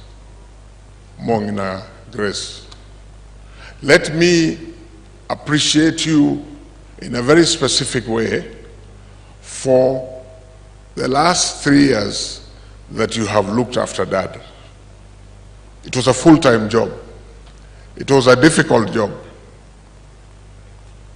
With all his virtues, and there were many, even when his health was good, Dad was not an easy person to deal with. So you can imagine, he was already not an easy person, and when he's well, that is a virtue. You can now imagine when he is unwell, frustrated. So, Omongina, you have done an excellent job. We appreciate you, and I'm sure Dad, wherever he is, appreciates you. Nikienda kumaliza. Sorry.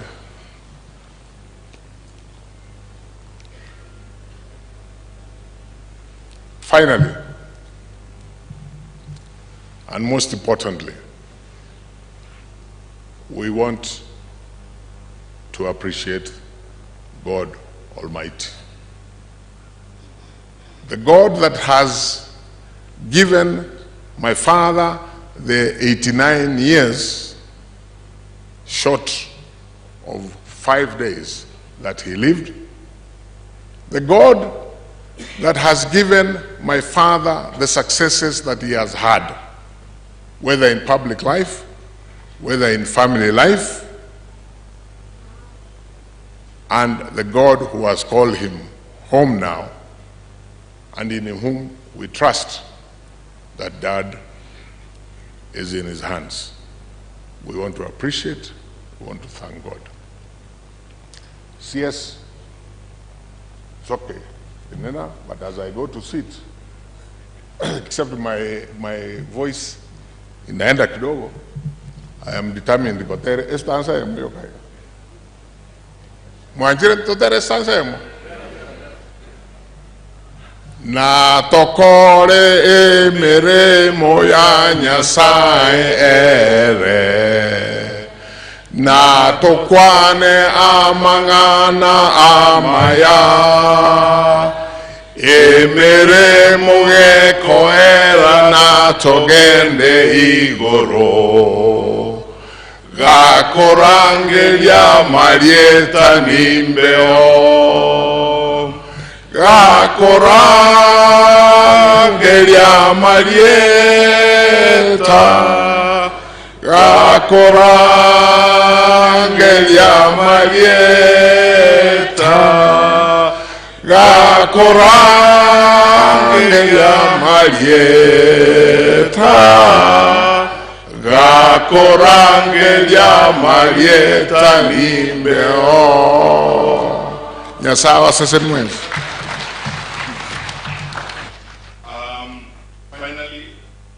The leader of majority in the Senate and the leader of majority in the National Assembly, the Honorable Senator Pogisho and the Honorable Kimunya are here. Please, if you could kindly stand up and wave.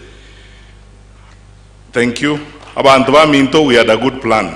We had planned how Honorable Richard Tongi was going to speak, the Member of Parliament for Nyaribari Chache, on behalf of all members of Parliament. How Morako Ito, Professor Sam Mongeri was going to speak on behalf of the senators, Nabaraka Bonsbagusi in public leadership. How Mongena Janet was going to speak to us. Lakini bono, twensi otuanyo oranga, tuasoira bokongubo, sengenjo mogambi kuikagende. Nonye ninje because of that, tindi kujuko kwana, eso oko manene buinsa masikani, elinda ikere birubyu mogako ulionde, oko eni kuchinza kianda. Abantu ba minto, tole merani, omogako yotoko eni nabata geto menyeiga, tuanja kabogolere ni mesige ngenche kabirengamneye, nalitora sukia abantu ba itobosio. Your Excellency, the Deputy President.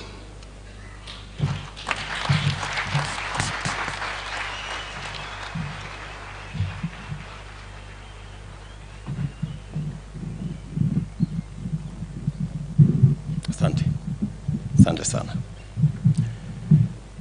Your Excellency, the President of the Republic of Kenya, the Honorable Uhuru Muigai Kenyatta, Mama Martha and Mama Grace, and the entire family of Mzee Simon Nyachae, Your Graces, Bishop and pastors present, all my colleague leaders, na watu wote wa Kisii, abantu bami nto mbuyamore, mbuyamore naende. Mheshimiwa Rais, mimi nitakuwa mfupi. Kwanza, naleta rambirambi za familia yangu na watoto kwa familia ya mzee baba wetu Simon Nyachae. And as we mourn the departure of Mzee Nyachae, we equally celebrate a great patriotic Kenyan, a consummate administrator and public servant, an astute businessman, a brave and courageous politician, and a loving, strict, but also forgiving father and father figure. Despite the differences in age between me and Mzee Nyachae, as Charles has said, we had a relationship. And Michael, when he read Mzee's eulogy, he mentioned that Mzee was a very strict person. And occasionally, he took out the cane and straightened people. Michael did not mention the list of people who became either victims or beneficiaries of Mzee Nyachae's cane, because he ran the risk of including me in that list. And I think it's an appropriate moment for a confession that apart from the blows and the other measures that were meted on his immediate family, those of us he found in politics, he also did not spare us. He made sure that we walked the straight and the narrow. I remember very well in Nyamarambe, Omingo Magara and myself misbehaved. And Michael did not say, because he is actually the person Mzee Nyachae sent to go and collect the cane. Na hapo tulipata kuadhibiwa. But I also say Mzee Nyachae was loving and forgiving.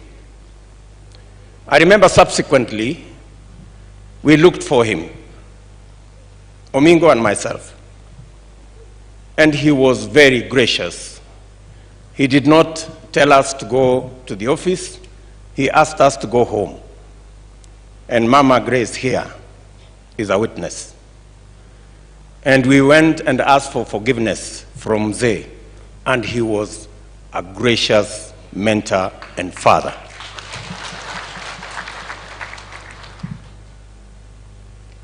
Subsequently, I remember again, we went, and Grace was again our host as we went to see Mzee Nyachae with President Uhuru Kenyatta. That time in 2012, we had many problems.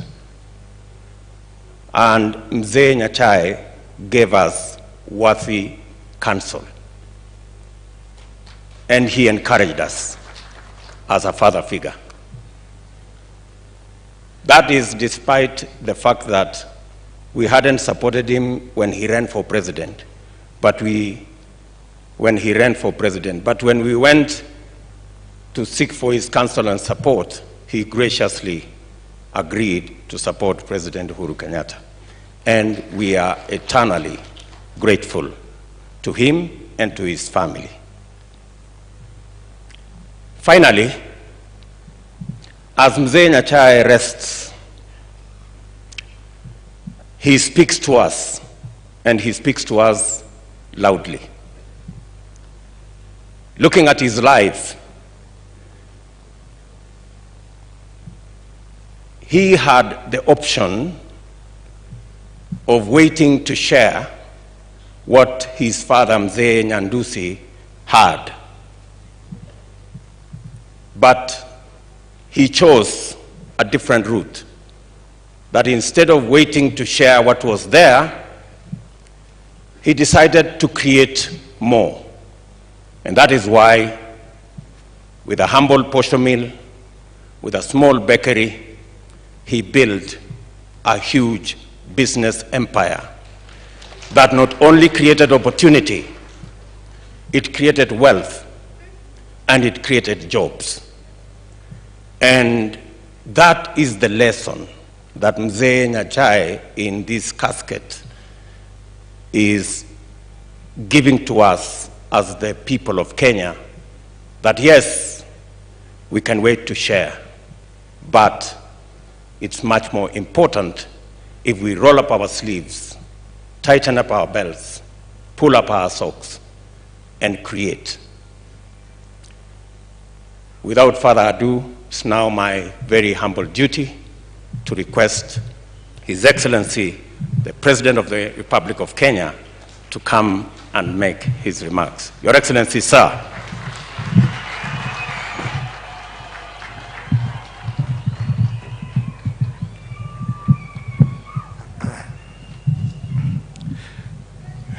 Asanteni sana, kwa heshima nauliza tuketi.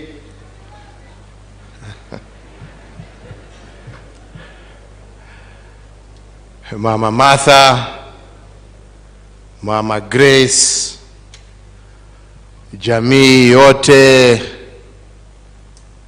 ya marehemu mzee wetu Simeon Nyachae, wakiongozwa hapa na Charles, viongozi na waombolezaji wote ambao wamefika. Mimi niko hapa kwanza kama rais kutoa rambirambi zangu na kutoa rambirambi kwa familia kwa niaba ya mamilioni ya Wakenya ambao hawangekuwa pamoja nasi sisi wote hapa, kwa familia ya mwenda zake mzee wetu, baba yetu Simeon Nyachae. Ya pili, niko hapa kibinafsi kwa niaba yangu na kwa niaba ya familia yangu kuungana pamoja na familia ya mzee Nyachae kuomboleza pamoja na wao na kuwaambia ya kwamba muko katika maombi yetu kama marafiki, kama jamii ambazo zimekuwa pamoja. Poleni kwa niaba yangu, poleni kwa niaba ya familia yangu, na mpokee hizo rambirambi kutoka kwetu.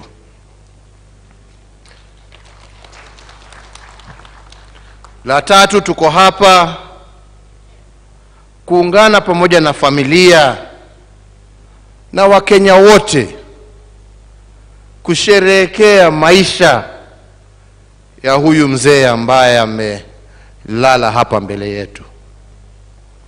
Mzee ambaye amejitolea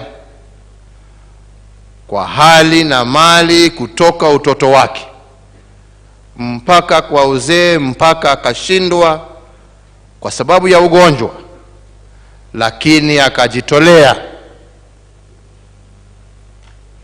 kufanyia taifa lake kazi, na ni mengi ambayo tuko naye katika taifa letu leo, ambalo tukiangalia nyuma tuliletewa kwa sababu ya juhudi ya huyu mzee ambaye amelala hapa. Tumshukuru na hatuwezi tumsahau.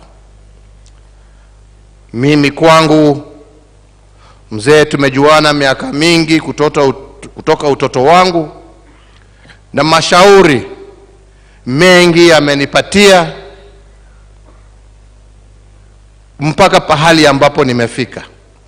Siwezi nikasahau. Na nataka niwaambie jamii ya kwamba hata tukiendelea mbele, vile mzee amenishika mkono, mimi pia niko tayari kuwashika mkono, tuendelee safari hii pamoja nanyi. He was a disciplined man, and I liked the person mzee ambaye ametukumbusha the most important thing. He was an honest man and a man of dignity. And without doubt, he was a disciplinarian. But not only in disciplining others, but the discipline within which he carried himself. What he expected of others is what he expected from himself. So it's not that he was out there saying, wewe fanya. What he was saying you do is how he lived his own life. And I think that is a very important message to take home. That we were not here to talk about somebody who used to talk at people and do the opposite. No. What he told us to do, he himself did. And that is the manner in which he lived his life. Kwa hivyo, siku ya leo, mimi sio siku ya kunena. Ni siku ya kumshukuru Mwenyezi Mungu kwa maisha ya huyu mzee. Ni siku ya kushirikiana na familia, kuomboleza pamoja, kusimama pamoja nanyi na kuwaambia ya kwamba mko katika maombi yetu, na tutaendelea kushirikiana kwa mambo yote ambaye yatakuwa mbele yetu. Mbele ya nisome, kwa sababu ningependa tu kusoma kidogo hapa. Kuna kitu kimoja tu leo nimejifahamisha, na ni vizuri niseme, kwa sababu hata kama najuana sana sana na vijana wake wote, haswa wale ya marika yangu. Kuna moja, wakati tulikuwa vijana, tulikuwa tunatembea huko na huku, anaitwa Ken, ako hapa. Na nilikuwa najiuliza siku hizo tukiwa vijana, huyu mtu mkienda pahali sasa mambo iwe moto kidogo huko, anachemuka haraka haraka, akishindwa na ya kusema, ngumi zimekunjwa tayari. Lakini sasa najua hiyo mambo ilitokea wapi. Ni zile hapa tulikuwa unagonga gongwa nyumbani, ndio ulikuwa unakuja kujaribu kutuletea. Sasa nimejua. Nimejua. Lakini sasa tumetulia, tumezeeka jameni. Tumezeeka. So, fellow mourners, it is with immense grief and deep sense of personal sadness that I learned of the death of Mzee Simeon Nyachae. And in this moment of great loss and sorrow, my family and I convey our deepest condolences and words of encouragement to the family, relatives, and friends of the late Mzee Nyachae. As we join all of you in mourning the passing of Mzee Nyachae, we also join you in celebrating his accomplishments. The Honorable Mzee Nyachae was a great son of Kenya, whose immeasurable contributions to the nation spanned many decades and inspired millions of Kenyans. In the passing of the Honorable Nyachae, we are all deprived of his leadership, great passion, determination, and energy towards serving our country. And even in death, Mzee Nyachae undoubtedly stands tall amongst dedicated patriots of this country. His service to Kenya was characterized by utmost integrity, rare zeal, unbridled commitment to duty, and a passionate candor that earned him accolades in 3 successive administrations. Mzee Nyachae was a remarkable leader who motivated all those around him to be honorable, decisive, and accountable to the people they serve. Mzee served the people of Kenya with diligence and devotion in different capacities, including that of cabinet minister, chief secretary, legislator of consequence, prominent businessman. And Kenya is undoubtedly better off for having had Mzee Nyachae, and his legacy is fundamentally entwined with the peace, prosperity, and democracy that all Kenyans enjoy today. At a personal level, I vividly recall many interactions with the late Mzee Nyachae over the many years. Interactions with him as an elder, a mentor, a counselor, and a friend. Mzee Nyachae always had a word of wisdom, advice, and encouragement for me, and his impact on my life shall never be lost, just as his vision of this country shall never be forgotten. Therefore, as we mourn the loss of this great son of Kenya, we pay tribute to his legacy, which I trust will be carried on for generations to come. Titans of history like the late Mzee Nyachae only die a physical death, for in their legacy and the millions of lives they have made better, they enjoy immortality of the soul.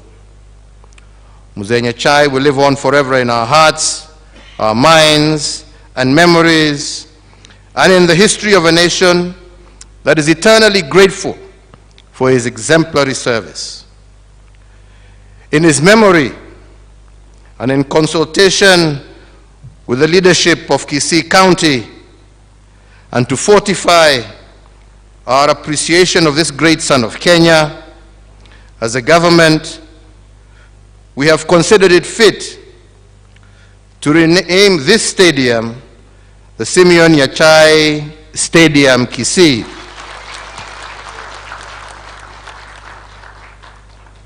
And to ensure that this stadium is completed by the end of this year and to an international standard, we will allocate an additional Kenya shillings 150 million to the county government of Kisii to have this stadium complete. Further, we have decided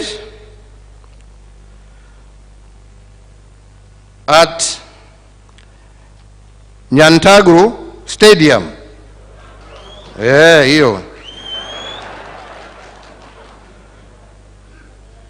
ambapo pia Mzee Nyachae hapo alitoka hapo, we have decided that in order to give the sons and daughters of the Gusii community an opportunity to tap their sports potential, as we heard of the late Mzee Nyachae, today I also direct the Cabinet Secretary for Sports, Culture and Heritage to embark immediately on the development of a sports academy at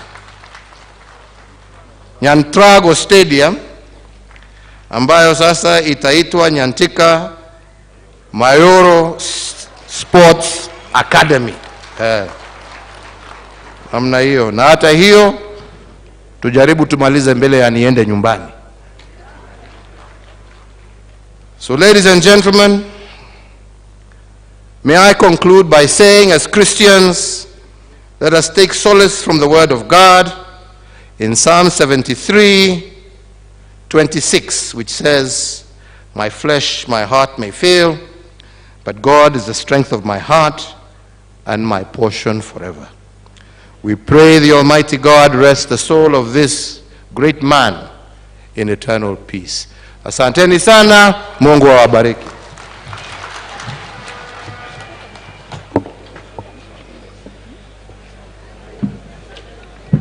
Okay.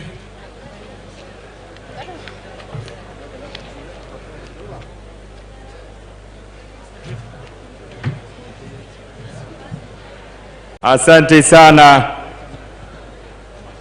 Baada ya hotuba na ujumbe wa rambirambi kutoka kwa Mheshimiwa Rais na viongozi wote, ningependa kuomba sote tuwe watulivu, na wale wanatoka ndani ya hema tunyamaze na tutulie ili tuweze kuelekezwa. Kutoka hapa familia watakuwa na mazishi ya faraga, private burial, kwa sababu hatuwezi sote tukatoshea kule nyumbani. Kwa hivyo wanasema tuseme asanti wewe ambao ulifika na umekuwa pamoja nasi. Baada ya maombi ya mwisho tutaelekezwa na kanisa, kisha mwili watafuata familia na Mheshimiwa Rais na viongozi wengine watafuata. Asanteni sana, narejesha kwa kanisa. Thank you so much. Because the family of the Nyachaes loved music, singing church hymnals, as you saw Charles being a chorister, we'll have a brief song from Panamahali Pazuri Mno, and then we'll have a closing prayer from Pastor Sibia, who is the head of women in the country of Kenya. Shall we all rise for that song? One stanza. Panamahali Pazuri Mno. Let's sing. Panamahali Pazuri Mno, twapaona kwa mbali sasa, baba yetu angoja pale, amepanga makao yetu, kitambo tu bado tutakutana ng'ambo pale, kitambo tu bado tutakutana ng'ambo pale.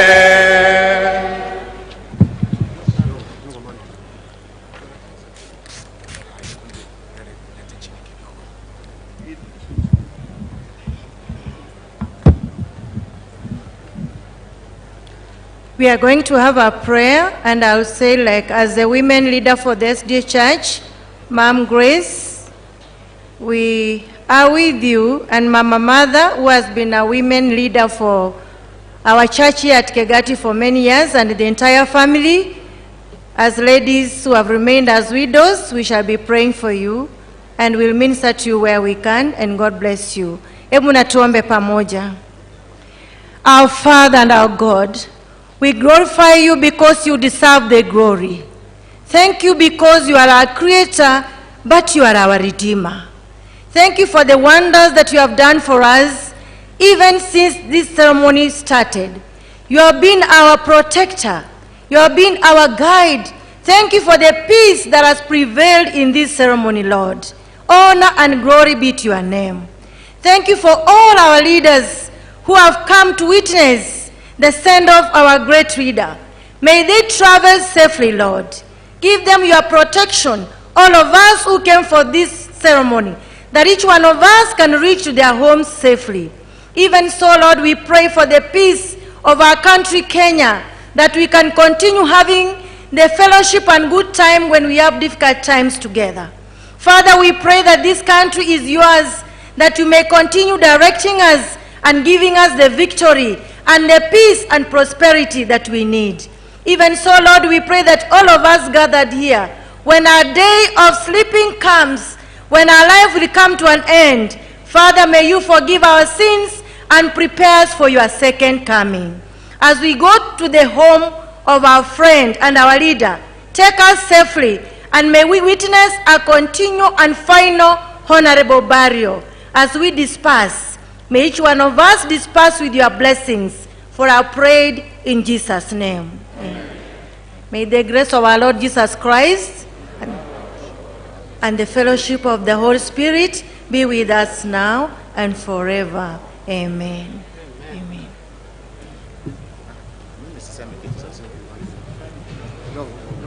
Familia, tafadhali tukaribie kwenye jeneza ili tuweze kutoa nje. Niombe waombolezaji wale wengine wote tuwe watulivu tafadhali. Naomba tumpe mzee heshima. Clergy tuende chini hapo, tusindikize mwili nje. Wachungaji tuende chini vile vile. Wachungaji tuende chini ili tufuate familia. Niombe viongozi wote, tutampa Mheshimiwa Rais kufuata baada ya mwili na familia kuondoka. Tafadhali tumpe hiyo nafasi. Wananchi ambao tuko nje vile vile tusitoke kabla mwili kutoka, na kama nilivyoomba tusije tukaelekea kule nyumbani kwa sababu ni mazishi ya faraga, ukipenda private burial, kwa sababu nafasi ni chache. Asanteni sana kwa utulivu wenu tunapomalizia. Mwenyezi Mungu awabariki.